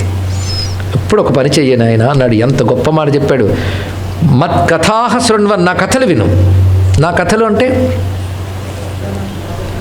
భగవంతుడికి సంబంధించిన కథలు అంటే స్టోరీస్ కదా? కాదు. కథ అంటే కథనమే, కథ చెప్పుట అని అర్థం. నా గురించి అంటే బ్రహ్మము గురించి వినుట. ఇది చాలా ప్రధానమైన అంశం. బ్రహ్మము గురించి అర్థం అవడం మోక్షం పొందడం కాదు, బ్రహ్మము గురించి విను. బ్రహ్మము గురించి విను అంటే కథలు అంటే ఆయన లీలలు మాత్రమే కాదు, ఆయన తత్వం చెప్పినా, ఆయన లీలలు చెప్పినా, ఆయన గుణములు చెప్పినా, ఆయన మహిమలు చెప్పినా, ఏది చెప్పినా కథే. ఇప్పుడు అర్థమైపోయింది కదా? కానీ కృష్ణ పరమాత్మ భూమి యందు అవతరించి యశోద నందుల్ని ఆనందింపజేస్తూ గోపికలను అనుగ్రహించి తర్వాత ధర్మరక్షణకై ఆయన పార్థసారథిగా రథం నడుపుతూ, ఇవి కథలు. కానీ కృష్ణుడెవరు? అజహ, జన్మరహితుడు, సర్వవ్యాపకుడు, సర్వభూతాశయ స్థిత, అహమాదించ మధ్యంచ అహమాత్మ గుడాకేశ, వాడు కృష్ణుడు అని వాడి గురించి చెప్పుకున్నాం కదా తత్వం. ఇందాక చెప్పింది లీల, ఇప్పుడు చెప్పింది తత్వం. లీలకి తత్వానికి భేదం తెలిసిందా? లీల ఒక కాలంలో ఉంటుంది, వెళ్ళిపోతుంది. తత్వం ఎప్పుడు ఉంటుంది. తత్వానికి లీలకి భేదం తెలియాలి ఇక్కడ. కానీ నా గురించి వినుట అంటే నా లీలలు వినుట, నా తత్వం వినుట రెండు. తత్వతః కృష్ణుడు ఎవరు? సర్వవ్యాపకుడు, పుట్టుక పెరుగుట మొదలు లేనివాడు, ప్రతివారు హృదయంలో ఉన్న అంతర్యామి, సర్వజగత్తు వ్యాపించినవాడు, సర్వజగత్తుకు అతీతమైనవాడు. వింటూ ఉంటే ఎంత బాగుందండి. సర్వశక్తిమంతుడు, ఇది ఆయన తత్వము, ఆయన యథార్థ స్వరూపము. ఆ కృష్ణుడే లోకాలను అనుగ్రహించడం కోసం రూపం లేనివాడు రూపం స్వీకరించాడు, నామం లేనివాడు నామం స్వీకరించాడు, తల్లిదండ్రులు అక్కర్లేనివాడు తల్లిదండ్రులు పిల్లవాడు అయ్యాడు. దీని లీల అంటారు. అక్కర్ లేకపోయినా చేసిన పని లీల. ఆయనకు అక్కర్లే మన కోసం. కనుక లీలకి తత్వానికి భేదం తెలిసింది కదా. లీలని ఎవరిని అనాలి? భగవంతుడు దిగి చేసే పని లీల అనాలి. మనం చేసి పిచ్చ పనులకి లీల అనకూడదు. కర్మలు దౌర్భాగ్యాలు మీ ఇష్టం ఏమైనా పెట్టుకోండి, కానీ లీలలు. కానీ నన్ను వినాలి అంటే అర్థం ఏంటి? నా లీలలు వినాలి, తత్వం వినాలి, రెండు వినాలి. అయితే కొందరికి లీలల మీద ప్రీతి ఉంటుంది, పర్వాలేదు అది పెట్టుకో. తత్వం చెప్తే అర్థం కాదు, పర్వాలేదు ఇదేనా పట్టుకున్నాగా ఎప్పటికైనా దొరికిపోతుంది. అది ఎలా పట్టుకున్నా పర్వాలేదండి, దానికేమున్నది ఇక్కడ. కొంతమంది పంచదార అలా నోట్లో వేసుకుంటారు, కొంతమంది ఆ పంచదారని బొమ్మలా చేసి తింటారు. ఎలా తిన్న పంచదారే. లీలగా పట్టుకున్నా తత్వంగా పట్టుకున్న బ్రహ్మమే, సగుణమైన నిర్గుణమైన బ్రహ్మమే పట్టుకో తరించిపోతాం. అందుకు ఒక్క పని చేయి, కథ వినాలి అంటే నేను ఇప్పుడు వింటున్నాను కదండి, కానీ వినడాన్ని ఎలా వినాలో వినాలి. ఎలా వినాలో అలా వింటే 7 రోజుల్లో మోక్షం పొందుడు ఒక ఆయన. 70 ఏళ్ళు విన్నా రాదు, ఏం చేస్తాం ఇక్కడ. ఎలా వినాలి అంటే శ్రద్ధాళు, అక్కడ పెట్టాడు మహానుభావుడు. ఇక్కడ శ్రద్ధ కలిగి కృష్ణ కథ వింటాం. నిజంగా కృష్ణుడు అని వాడు ఉన్నాడా అని వింటారు చాలామంది. ఏమో అయితే కృష్ణుడు భగవంతుడేనా, మళ్ళీ రెండవది ఉన్నాడో లేదో ఒక డౌట్. రెండవది రాముడు కృష్ణుడు దేవుళ్ళేనా, గొప్ప మనిషి అండి అందుకే దేవుడిని చేశారు. ఎవడు వీడు చేశాడు, వీడు తాత చేశాడు. పరమాత్మ అలా చేశాడనే మనసు అంగీకరించట్లేదు. ఎందుకంటే మనకి పనికి మాలిన లాజిక్లు అలవాటైపోయి కుతర్కాలు అలవాటైపోవడం వల్ల పరమాత్మని శంకిస్తున్నాం. ఆ శంక లేకపోవడమే శ్రద్ధ. తెలుసుకోండి, ఇక్కడ శంక లేకుండా వినాలి. కృష్ణుడి సత్యం, పరమాత్మ సత్యం, వాటితో తాదాత్మ్యం చెందిపోవాలి. అది ఇప్పుడు జరుగుతున్నట్టు భావించాలి. అలాంటి శ్రద్ధ కలగాలి. ఇలాంటి శ్రద్ధాలు అయ్యి నా కథలు వింటూ, అయితే నేను వింటాను కానీ ఏమీ ఇంకా ఎక్కడ వేసిన గొంగళి అక్కడే ఉన్నట్టుందండి అని కొందరు అంటారు. ఏం పర్వాలేదునా, నా కథ వింటే నీకు మోక్షానికి అడ్డంకున్న పాపాలు నేను పోగొడతానంటున్నాడు ఇక్కడ. అది లోక పావనీహి, నా కథలు లోక పావనములు అంటే లోకాలంటే పవిత్రం చేస్తుంది నా కథ ఇక్కడ. అందుకే సుఖయుందుడు చెప్తాడు ఒక మాట, భగవత్ కథకి భగవంతుడికి భేదం లేదు. ఎందుకంటే ఇదే ఉద్ధవుడితో తర్వాత చెప్తాడు. ఉద్ధవుడు అంటాడు, కృష్ణాను వెళ్ళిపోతే లోకం గతి ఏమిటని. నేను ఎక్కడికి వెళ్తున్నానయ్యా, నేను ఇప్పుడు ఉండేవాడిని కదా అన్నాడు. ఇలాంటి కబుర్లు చెప్పగలేదు, తత్వదృష్టితో అంతా ఉంటావు. లీలగా నువ్వు ఇప్పుడు కనబడుతున్నవాడు వెళ్ళిపోతే మేము ఎలా తట్టుకోగలమన్నాడు. అవునా, నేను ఎక్కడికి వెళ్ళట్లేదు, నా కథారూపంలో నేను ఉంటాను. ఎవడు నా కథని వింటాడో, కథని అంటాడో, అనుకుంటాడో వాడితే నేను ఉంటానన్నాడు. కానీ కృష్ణ కథలో ప్రతి అక్షరము కృష్ణుడే. అందుకే ప్రవిశ్య కర్ణరంధ్రేణ ధునోతి సమలం యథ అని ఇదే భాగవతంలో మునుపు స్కంధాల్లో శుకుడు చెప్తాడు. కానీ ఉద్ధవుడు చెప్తున్నాడు, భాగవతం శ్లోకాలు తీసుకుందాం. నా కథను వినేటప్పుడు కథ నా స్వరూపమే కనుక కథారూపంలో వాడు చెవుల్లోంచి వాడు హృదయంలో ప్రవేశించి వాడు హృదయాన్ని నేనే శుభ్రపరిచి అక్కడ కూర్చుంటానన్నాడు. క్లీనింగ్ కూడా ఆయన పనే. మనసు క్లీన్ అయితే కానీ పరమాత్మ చూడలేమంటావు, ఆయన నుంచి క్లీన్ చేస్తాడండి. ఎంత గొప్ప విషయం. అందుకే నా కథలు విను. నా కథలు వింటే నా గురించే వింటావు కదా. నా గురించే వింటున్నప్పుడు నీ మనసు ఎవరి గురించి ఆసక్తి కలిగి ఉంటుంది? నా గురించే. నేనెవరు? బ్రహ్మమేగా. కానీ బ్రహ్మం మీద ఆసక్తి ఉన్నట్లు కదా, అది తెలుసుకోవాల్సినది. అలా నువ్వు నా కథలు వింటూ ఉండగా సుభద్ర అని నా కథలకు లక్షణం ఉంది, మంగళం కలిగిస్తాయి. ఎందుకంటే ఎన్ని కబుర్లు చెప్పండి, జ్ఞానానికి కూర్చున్న ప్రారంధవశాత్తు వచ్చే బాధలు మనల్ని పీడిస్తుంటాయి. మనం ఇక్కడ కూర్చున్న మనస్సుని పీడిస్తాయి. ఈ ఒక్క కష్టం తిరిగిపోతే బాగుండని మనసు కనిపిస్తుంది. ఎంత తర్కించండి, ఎన్ని చెప్పండి, ఇవి మాత్రం వదలవు. ఏదో వేదాంతం వింటున్నానుగా వదిలించుకోవాలి అనుకుంటామే కానీ వదలవు, తప్పకుండా బాధిస్తాయి. అదేదో అంత ఉంది కానీ ఆ ఒక్క రోగం పోతే బాగుండని తప్పేం లేదండి, ఆ బాధ మంచిదే. కానీ నా కథలు వింటూ ఉంటే ఆ అమంగళాలు కూడా పోగొడతాను. అది భగవానుడు చెప్పిన గొప్ప విషయం. అంటే దాని గురించి బుద్ధి ఇంకా వేవరవక్కల నేను తీసేస్తానంటుంది ఇక్కడ. పావనాన్ని పవిత్రం చేస్తాను. అందుకే సుభద్రా లోక పావనీ మత్కథా, నా కథలు మంగళములు కలిగిస్తాయి, సమస్తమును పవిత్రం చేస్తాయి. అందుకు శ్రద్ధాళు, శ్రద్ధ కలిగి నా కథలు వినాలి. వినడమే కాదు, గాయన్. విన్న తర్వాత చేయవలసింది శ్రవణం తర్వాత కీర్తనం. కీర్తనం అంటే హార్మోని పెట్టేదండి. నాకు సాపాసాలు రావే కాదయ్యా, గానం అంటే అర్థం ఏంటో తెలుసా చెప్తున్నాడు శాస్త్రంలో. భగవంతుడు విన్నాక నీ మనసుకు ఆనందం కలుగుతుంది. ఆనందంతో తిరిగి నువ్వు అంటే దాని పేరు గానం, మరొకటి కాదు. ఇక్కడ తిరిగి అనగలగాలి అంటే చెవులతో విని ఆనందించినది నోటితో నోరారా అంటే కీర్తన. ఇక్కడ కృష్ణ అనడానికి సాపాసాలు రావాలా? రామా అనాలి, గోవింద అనాలి, శివ, అమ్మా, ఏదన్నా వాళ్ళ లీలలో వాళ్ళ తత్వమో వాళ్ళ మహిమో వాళ్ళ గొప్పతనమో ఏదో నీ మనస్సును కదిలిస్తుంది. కదిలించగానే ఆనందంగా బయటకంటావు. ఇక్కడ ఆనందం. గాయన్, శృణ్వన్ అన్నప్పుడు శరీరం, గాయన్ అన్నప్పుడు నోరు, అనుస్మరన్ స్మరించుట మనస్సు. ఈ మూడు నా కథల వల్ల జరిగాయి, అవునా లేదా? ముందు నా కథలు వినడం వల్ల కదా గానం చేసావు, ఆ రెండింటి వల్ల కదా మనస్సులో అనుకున్నావు. కనుక ఇప్పుడు నీ మనస్సుతో మాటతో చెవులతో దేన్ని పట్టావు? నన్నే. నేనంటే ఎవరు? బ్రహ్మమేగా. కనుక నీ బుద్ధి మూడింటితో నన్ను పట్టింది అంటే బుద్ధిని బ్రహ్మములో పెట్టడం అయిందా లేదా? సులభంగా అయిపోయింది ఇది. అంతేగాని ప్రపంచమంతా పరిత్యజించు, శుద్ధమైన బ్రహ్మమునందు మనస్సు పెట్టు అంటే అలా చూస్తాం. కానీ ఆ కథలు వింటూ ఇందులో తాదాత్మ్యం చెందంటే తెలియకుండా బ్రహ్మంతో తాదాత్మ్యం జరిగింది కదా. అది కలిగించడానికి ఆయన అవతరించాడండి భూమి మీదకి, మనల్ని తరింపజేయడం కోసం. అందుకే లీలాసకుడు అంటాడు, పరం పుమాంసం నిహితం గుహాయాం ఉపాసతామాత్మవిద పురాణా వయం యశోదా శిశుబాల లీలా కథాసుధా సింధుషు లీనయామః. అరే మహాత్ములారా, మీరందరూ గొప్ప ఆత్మానాత్మ విచారణ చేసి అనాత్మ విషయాలు తొలగించి ఆత్మ అంటే ఏమిటో తెలుసుకుని హృదయములో దాన్ని చూస్తూ ఆనందింతురుగాక. అలా హృదయములో పరమాత్మను పొంది మీరు పొందే ఆనందం ఏదుందో మేము ఆ రేపల్లి వాడిలో యశోదాదేవి పుత్రుడు లీలల్లో లీనమవుతూ అదే ఆనందాన్ని పొందుతున్నాము అని చెప్పాడు మహాత్ముడు. అందుకే మూడవ ప్రక్రియ ఏం చెప్పాడు? నా కథలు విను, శ్రద్ధతో విను. అవి సుభద్రములు, మంగళకరములు. గాయన్ గానం చేయి, అనుస్మరన్ స్మరించు. స్మరించు అనకుండా అనుస్మరించు అంటాడు ఆయన. అనుస్మరణ. అందుకే మా మనుస్మర యుధ్యచ అన్నాడు ఇక్కడ. మాం అనుస్మర. అనుస్మర అనేది గొప్ప మాట. మీరు వినుంటారు అనురాగం అని. ఎందుకు వినుంటాం. అనురాగం, రాగం అంటేనే ప్రేమ. అను అంటే ఎడతెగని అని అర్థం. ఇక్కడ ఎడతెగని, ఎడ అంటే మంచి తెలుగు మాట అండి. ఎంత అందమైన భాష తెలుగులో. ఎడ అంటే ఎడమ, అంటే ఇంటరప్షన్, గ్యాప్. ఎడతెగని అంటే ఇంటరప్షన్ ఇంక లేదు. అన్ఇంటరప్షన్ అంటారు కదా, అదనమాట. అనుస్మరన్ అంటే ఎడతెగని స్మరణ అన్నాడు ఇక్కడ. అని శృణ్వన్ గాయన్ అనుస్మరన్. ఏమిటి? కర్మ జన్మచ, నా కర్మ నా జన్మ. మళ్ళీ కర్మ జన్మ అన్నామంటే నీ కర్మ వేరయ్యా, నా కర్మ వేరే అన్నాడు ఆయన ఇక్కడ. నా కర్మ ఏమిటి? జన్మకర్మచమే దివ్యం. నా జన్మకర్మలు మీ జన్మకర్మలు పోగొట్టడానికి తీసుకున్నవి, అదే దివ్యములు. నా జన్మ అంటే నా అవతారములు, నా కర్మ అంటే అవతారములు ఎందుకు నేను చేసిన లీలలు. వాటిని వింటూ ఉండు. వినడమే కదా, అభినయించాలి. అంటే వాటిని నువ్వు ప్రకటించాలట. ఇది ఎలా అవుతుందండి అంటే గోపికలు చేశారండి. తన్మనస్కాహ తద్విచేష్టాహ తదాత్మికాహ అన్నాడు ఇక్కడ.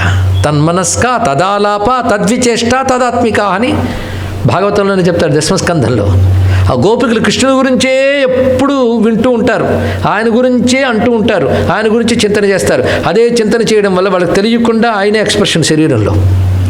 అది కృష్ణుడు అక్కడ కనబడకపోయేటప్పటికల్లా వాళ్ళు ఏడుస్తూ కొంతసేపటికి, ఇదో మీరు అందరూ వర్షంలో తడిసిపోతున్నారు, నేను కృష్ణుని గోవర్ధనగిరి ఎత్తి పట్టుకున్నాను, ఒక ఆవిడ పైకి ఎత్తి పట్టుకుంది. ఇక్కడ కృష్ణ తాదాత్మ్యం చెందిపోయి కృష్ణుడిని అనుకరిస్తున్నారు.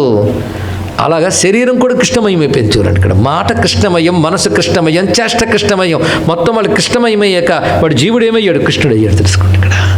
ఆ స్థితి ఆ భక్తి వల్ల, ఆ ప్రేమ వల్ల వస్తుంది. కానీ దీన్ని అంతటి ఏమంటారు? భక్తి అంటారు. కనుక భక్తి అనేది ఏదైతే ఉందో అది నా కథలు వినడం, వాటిని గానం చేయడం, వాటి స్మరించడం, వీటితో మొదలవుతుంది. అది క్రమంగా దృఢమై నిశ్చలాం భక్తి, నిశ్చలమైన భక్తి కావాలి. నిశ్చలం, కథల్ని భక్తిగా ఉండిపోవాలి. ఆ నిశ్చల భక్తి లభించిందో ధన్యుడు అయిపోతాం. అయితే నిశ్చల భక్తికి సత్సంగం ప్రధానము. కానీ అన్నిటికీ ఫస్ట్ స్టెప్ సత్సంగము. కనుక ఇప్పుడు ఎక్కడి నుంచి మొదలుపెట్టాడు చూశారు కదా. ముందుగా బ్రహ్మమునందు మనస్సు పెట్టుట, లేకపోతే కర్మల్ని మదర్పణ బుద్ధితో నిష్కామంగా చేయుట, లేదా నా కథలు విని ఆనందించుట, దానికి సత్సంగం ప్రధానము. ఇప్పుడు సత్సంగం అంటే భగవత్ కథలు వినే అవకాశం లేదండి, సత్సంగం పట్టుకో, అది ప్రధానం. అది ముక్తికి ప్రధానమైన ప్రథమ సోపానం సత్సంగం. అందు సత్సంగ లబ్ధయా భక్త్యా మయిమాంస ఉపాసితా. సత్సంగం వల్ల భక్తి పెరుగుతుంది, కలుగుతుంది. కానీ సత్తుతో ఎప్పుడు సంబంధం కలిగి ఉండాలి సుమా. సత్సంబంధం అంటాం, సత్సంగము. సంగము అంటే సంపర్కం, సత్సంగం దీనికి ఆపోజిట్. ఇందాకే చెప్పాడు, జాగ్రత్తగా మీరుంటే దుష్ట సహవాసం వల్ల దుష్టవాసనలు బయటకు వస్తాయి, సత్సంగం వల్ల దుష్టవాసనలు పోతాయి, సద్వాసనలు వస్తాయి. సత్తుతో సంగం, సత్సంగం అంటే అది అర్థం. సత్ అంటే ఎప్పుడు ఉండే వస్తువు, సత్య వస్తువు పరమాత్మ, ఆయనతో సంగమే సత్సంగం. మరి సత్సంగం అంటే మహాపురుషులతో కలియడం అంటారంటే అది సత్సంగమే అన్నాడు. ఏదో ఒకటి చెప్పండి, ఒకటి అలా చెప్తారు, రెండు అర్థాలు ఉంటుంటే. రెండు అర్థాలు ఉన్నాయండి, చాలా ఆలోచించవలసిన అవసరం. నా సత్సంగం వల్ల గోపికలు తరించిపోయారు. మూర్ఖులు కూడా సత్సంగంతో తరించగలరనడానికి ఎన్నో ఉదాహరణలు ఉన్నాయి. ఆవులు వాడు తెలివైనవా, అవి నా సంఘం వల్ల తరించిపోయి సత్తుతో సంఘం వాటికి. సత్తు కృష్ణుడు, సచ్చిదానందం అంటే ఎప్పుడు ఉండే వస్తువు బ్రహ్మము, ఆయనే భగవంతుడు. ఆయనతో సంఘం ఏర్పడడం వల్ల ఆయన గురించి అంటూ ఆయన గురించి తిరుగుతూ గోపికలు తరించిపోయారు. ఎందుకంటే వాళ్ళు పట్టుకున్న సత్తుని. ప్రవర్తన అందరిలాగానే ప్రీతి చింతన అన్నీ వాళ్ళకు ఉన్నాయి, కానీ సత్తుతో అవన్నీ ఉన్నాయి కనుక సత్సంగం, వాళ్ళు తరించిపోయారు. ఇంకొక సత్సంగం ఏంటంటే నా గురించి చెప్పేవాళ్ళు, నా గురించే సాధన చేసేవారు, నేను తప్ప మరో ప్రపంచం లేని వారు సత్పురుషులు, వారితో సాంగత్యం సత్సంగం అన్నాడు. ఇక్కడ ఈ సత్సంగం ఫస్ట్ స్టెప్. అంటే ఎవడు పరమాత్మ గురించి చెప్తాడో, ఎవడి వల్ల నీకు పరమాత్మ గుర్తుకొస్తాడో, ఎవడి వల్ల నీకు పరమాత్మ గురించి తెలుస్తుందో, ఒక్కొక్కడు వింటున్నారు కదా, ఎవడి వల్ల అంటే ఎవడు పరమాత్మ గురించి చెప్తాడో, ఎవడి వల్ల నీకు పరమాత్మ గుర్తుకొస్తాడో, ఎవడి వల్ల నీ బుద్ధి పరమాత్మ వైపు తిరుగుతుందో, ఎవడి వల్ల పరమాత్మని పొందే సాధనలు తెలుసుకుంటావో వాడు సత్పురుషుడు, వాడితో సాంగత్యం సత్సాంగత్యం, అది సంపాదించుకోవాలి. ఇది ప్రధానం. కనుక సాధనలన్నిటికంటే ఫస్ట్ స్టెప్ ఇది మొట్టమొదటి బ్రహ్మమునందు మనస్సు పెట్టుట అని చెప్తే, అది కాకపోతే ఇది, తర్వాత ఇది అన్నాడు. తర్వాత ఇది కాదు, ఇది నిజానికి అన్నిటికీ ఇదే మొదలు. అందుకే అన్నిటికంటే గొప్పది సత్సాంగత్యం నాయన అని వివరంగా చెప్తూ, ఆ సత్సాంగత్యం అంటే ఏమిటి అనే దాన్ని విశేషంగా చెప్తూ సత్పురుషుడికి నిర్వచనం చెప్తున్నారు. చూడండి, సత్పురుషుడు ఎలా ఉంటాడు. కృపాళుహు. నిజానికి ఇంత ప్రాక్టికల్గా తరించే మార్గం చెప్పగలిగిన శాస్త్రం ఏదైనా ఉందా అని మీకు అనిపించిందా? ఇవాళ వింటున్నది ఎంత స్పష్టంగా ఎంత అందంగా చూపిస్తున్నాడు. బద్ధుడవుడు ముక్తుడవుడు చెప్తూ మనకు ముక్తులైపోవాలని ఆశ కలిగించి, అరే ఇంకా అంత ఆశగానే అర్హత రాలేదురా అని చెప్తూ ఈ సాధనలు చెయ్యని ఒక్కొక్కటి స్టెప్స్ వేసుకుంటూ వెళుతూ ఎంత చక్కగా బోధిస్తూ సత్పురుషుడిని పొందాలి అని చెప్పాడు. సత్పురుషుడు ఎలా ఉంటాడో వివరిస్తున్నారు చూడండి. ఎందుకంటే సత్పురుషుడు కావాలంటే నేనే సత్పురుషుడిని చెప్పేవాళ్ళు 100 మంది ఉంటారు. ఏదో కన్ఫ్యూజన్ మనకి ఈ రోజుల్లో. అందుకే మనకు భగవంతుడు కొన్ని సూచనలు ఇచ్చాడు, అది నువ్వు సరిగ్గా పట్టు. కృపాళుహు అకృతద్రోహ, దయ కలిగి ఉండాలి. రెండవది, ఎవడి పట్ల ద్రోహ చింతన ఉండదు. తితిక్షు, సహనం కలిగి ఉంటాడు. సత్యసారహ, సత్యమే వాడి జీవితము, అంటే కపటము లేకుండా ఉండుట. సత్యం అంటే కపటము లేకుండా ఉండుట. అనవద్యాత్మ, ఎట్టి పాపవాసన వాడి హృదయంలో ఉండదు. సమహ, సమదృష్టి కలిగి ఉంటాడు. సర్వోపకారక, ఇంకొకరికి ఉపకారం కలిగించడమే స్వభావంగా కలిగి ఉంటాడు. కామయి రహతధీహి, వాడి బుద్ధి కామము చేత దెబ్బతినదు. అంటే పురుగు కొరకని పండులాగా అని, కామం కొరకని మనస్సు, పురుగు పట్టని పండులాగా. అందుకే కామ అహతధీహి, కామము చేత దెబ్బతినని బుద్ధి, అంటే కామకలుషితం కాలేదు వాడి బుద్ధి. రెండవది సంయమి, దాంత అంటే నిగ్రహ సంపన్నుడు. మృదుహు, మృదు స్వభావం కలిగినటువంటి వాడు. శుచి, పవిత్రత సదాచారం కలిగిన వాడు. అకించన, అకించన అంటే ఏమీ లేనివాడు నాకు అర్థం, ఏమీ అక్కరలేనివాడు అని అర్థం. ఇక్కడ వాడికి ఏమీ కావాలని లేదు. అందుకే అనీహ, లోకంలో ఇది చెయ్యాలి అది చేయాలనే తాపత్రయాలు లేనిటువంటి వాడు. మితభుక్, శరీర పోషణ కోసం సాధన కోసం ఎంత అవసరమో అంత మాత్రమే స్వీకరించేవాడు మితభుక్. శాంత, శాంత చిత్తం కలిగిన వాడు. స్థిర చిత్తం కలిగిన వాడు అంటే ఫర్మ్గా ఉంటాడు భగవంతుని యందు. నువ్వు అడిగేవి కానీ భగవంతుని గురించి నాకు కొంచెం డౌట్ అయ్యా అన్నాడు వాడు. వాడికి డౌట్ ఉంటే ఇంకేమి లాభం అండి. ఇక్కడ అది అసంశయ సంశయచ్చిన్నని గురువు గురించి చెప్తారు. వాడికి సందేహం ఉండకూడదు, మన సందేహం పోగొట్టగలగాలి. అది స్థిరచిత్తం కలిగి ఉండాలి. మచ్చరణ, వాడు కేవలం భగవంతుడే శరణుని జీవిస్తాడు. మునిహి, మునిహి అంటే ఇక్కడ అర్థం మననశీలుడు.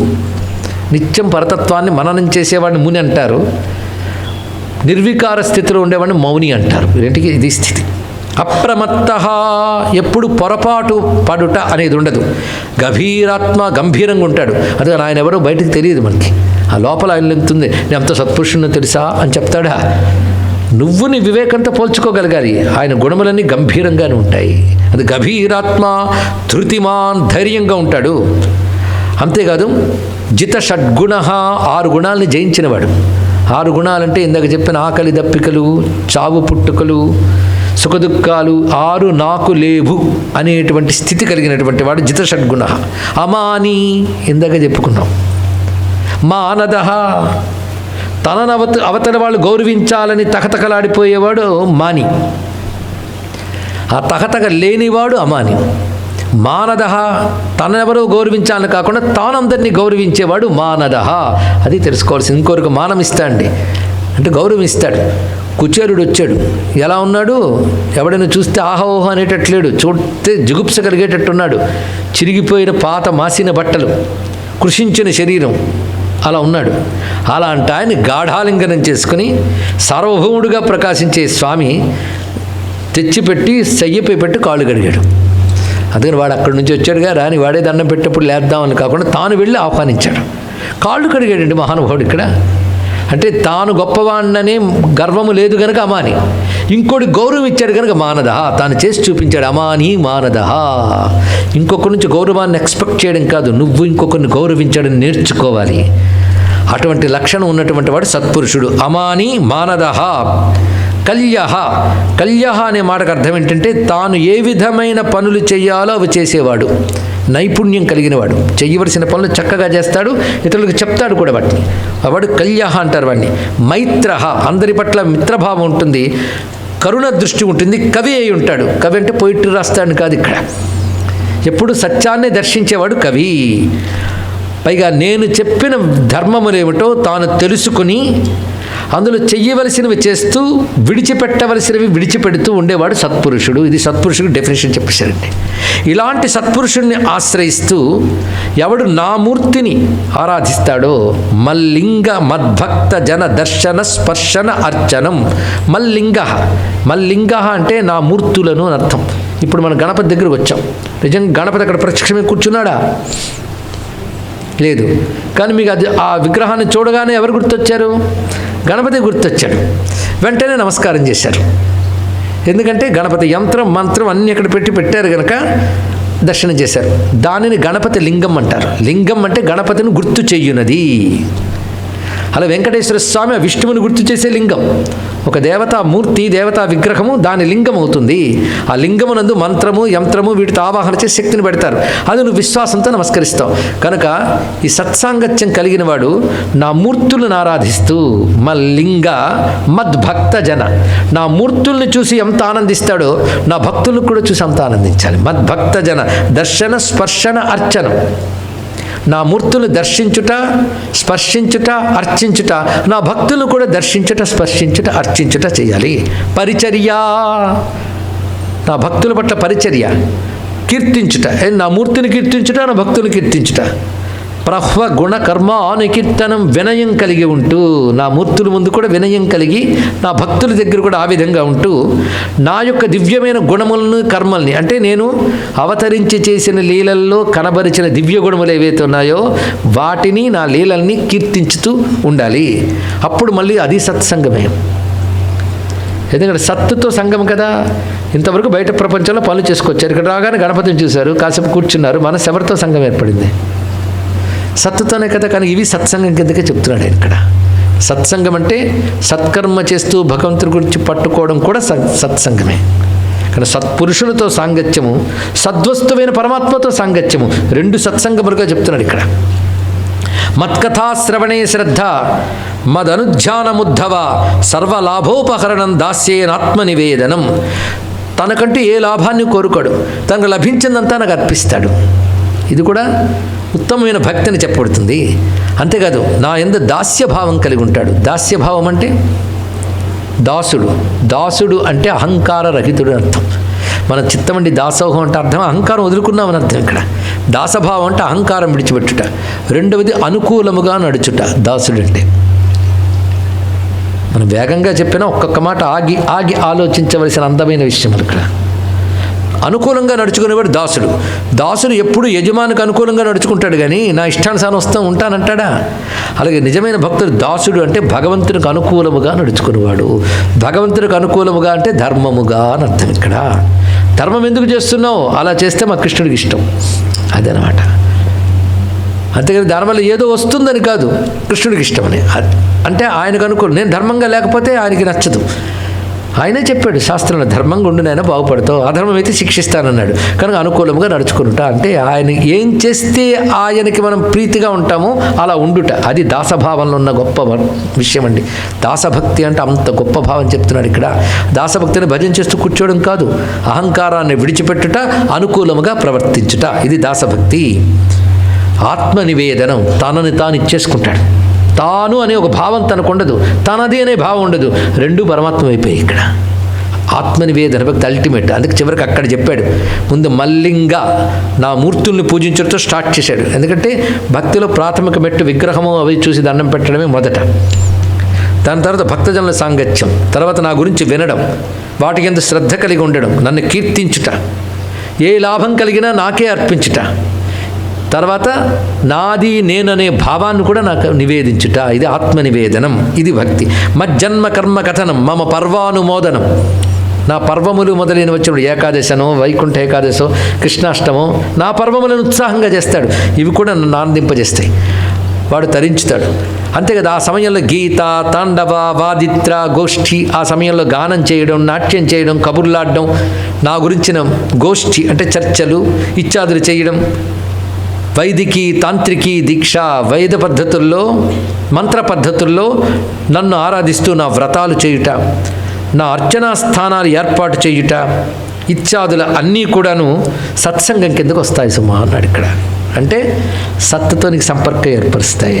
ముందు సంపర్కం ఏర్పడితే తర్వాత అది నువ్వు అవుతావు. ఒక ఇనప సూదిని తీసుకుని సూదంటరాయిగా రాయిగా రాయిగా రాయిగా రాయిగా రాయిగా దానికి సూదంటరాయి లక్షణాలు వచ్చేస్తాయిగా. కానీ సత్తుతో సంఘం ఏర్పడితే నువ్వు సత్తు అయిపోతావు తెలుసుకో ఇక్కడ. అందుకే సత్సంగం రెండు విధాలుగా చేసి, మొదటి విధానంలో సత్పురుషులతో సాంగత్యం చెప్పాడు. రెండు, సద్రూపుడినైన నాతో పూజ, నా భక్తులను ఆరాధించుట, అలాగే నా వ్రతములు చేయుట, వీనన్నీ నాతోనే సాంగత్యం వస్తున్నాయి కదా. ఇది క్రమక్రమంగా నా యందు దృఢమైన భక్తినిస్తుంది. కనుక నన్ను ఆరాధించవలసిన చోట్లు చెప్తున్నాను, ఎక్కడెక్కడ నన్ను ఆరాధించాలో చెప్తున్నాను. అంటే సర్వవ్యాపకుడు నేను, నా సర్వవ్యాపకుడైన నా యందు మనసు పెట్టడం మాట బాగుంది కానీ తేలిక కాదు. అందుకని నేను ఎక్కడెక్కడ నన్ను ఆరాధించాలో చెప్తున్నాను విను అని చెప్తున్నాడు. ఆరాధించవలసిన స్థానములు: సూర్యుడు, అగ్ని, వేదవేత్త, ఆవులు, విష్ణు భక్తులు, ఆకాశము, వాయువు, జలము, భూమి, ఆత్మ, సర్వభూతములు, ఇవి నేను నన్ను పూజించవలసిన చోట్లు అన్నాడు ఇక్కడ. స్టెప్ బై స్టెప్ చూడండి, ఎక్కడికి తీసుకెళ్ళాడు చివరికి. సర్వభూతములు నా స్థానములు అక్కడ పూజించన్నాడు. ముందు దాంతో ప్రారంభించలేదు, అంటే అది అందడం కష్టం. అందుకు ముందు దేంతో మొదలుపెట్టాడు? సూర్య, అక్కడ మొదలుపెట్టి ఎవరెవరి యందు ఎలా ఆరాధించాలో చెప్తానంటున్నాడు. సూర్యులు ఎలా ఆరాధించాలి, అగ్ని ఎలా ఆరాధించాలి, ఇవే హిందూ ధర్మం పద్ధతులండి. హిందూ ధర్మంలో చెప్పినవన్నీ ఇవి ఒక దాని తర్వాత ఒకటి కాదు, ఇవన్నీ కలిపి చెయ్యాలి.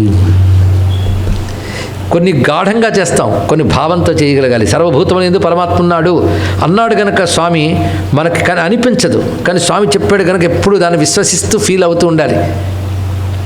ఆ స్థాయి కంటే ముందు కనబడుతున్న వాటిలో ఎలా ఆరాధించాలి పద్ధతి ఉంది దానికి. సూర్యుళ్ళు ఆరాధించమన్నా అంటే సూర్యుళ్ళు ఎలా ఆరాధిస్తే స్వామికి ఇష్టం, అగ్ని యందు ఎలా ఆరాధించాలి, ఒక్కొక్కటి చెప్పబోతున్నాడు. ఏం చెప్పబోతున్నాడో రేపు తెలుసుకుందాం మనం. సర్వం శ్రీకృష్ణ చరణారవిందార్పణమస్తు. స్వస్తి. వసుదేవసుతం దేవం కంసచాణూరమర్దనం దేవకీ పరమానందం కృష్ణం వందే జగద్గురుం. సర్వమంగళమాంగళ్యే శివే సర్వార్థసాధికే శరణ్యే త్ర్యంబకే గౌరీ నారాయణి నమోస్తుతే. శ్రీమద్రమారమణ గోవిందో హరి గోవింద. శ్రీకృష్ణ పరమాత్మకీ జై. నమః పార్వతీపతయే. హర హర మహాదేవ్.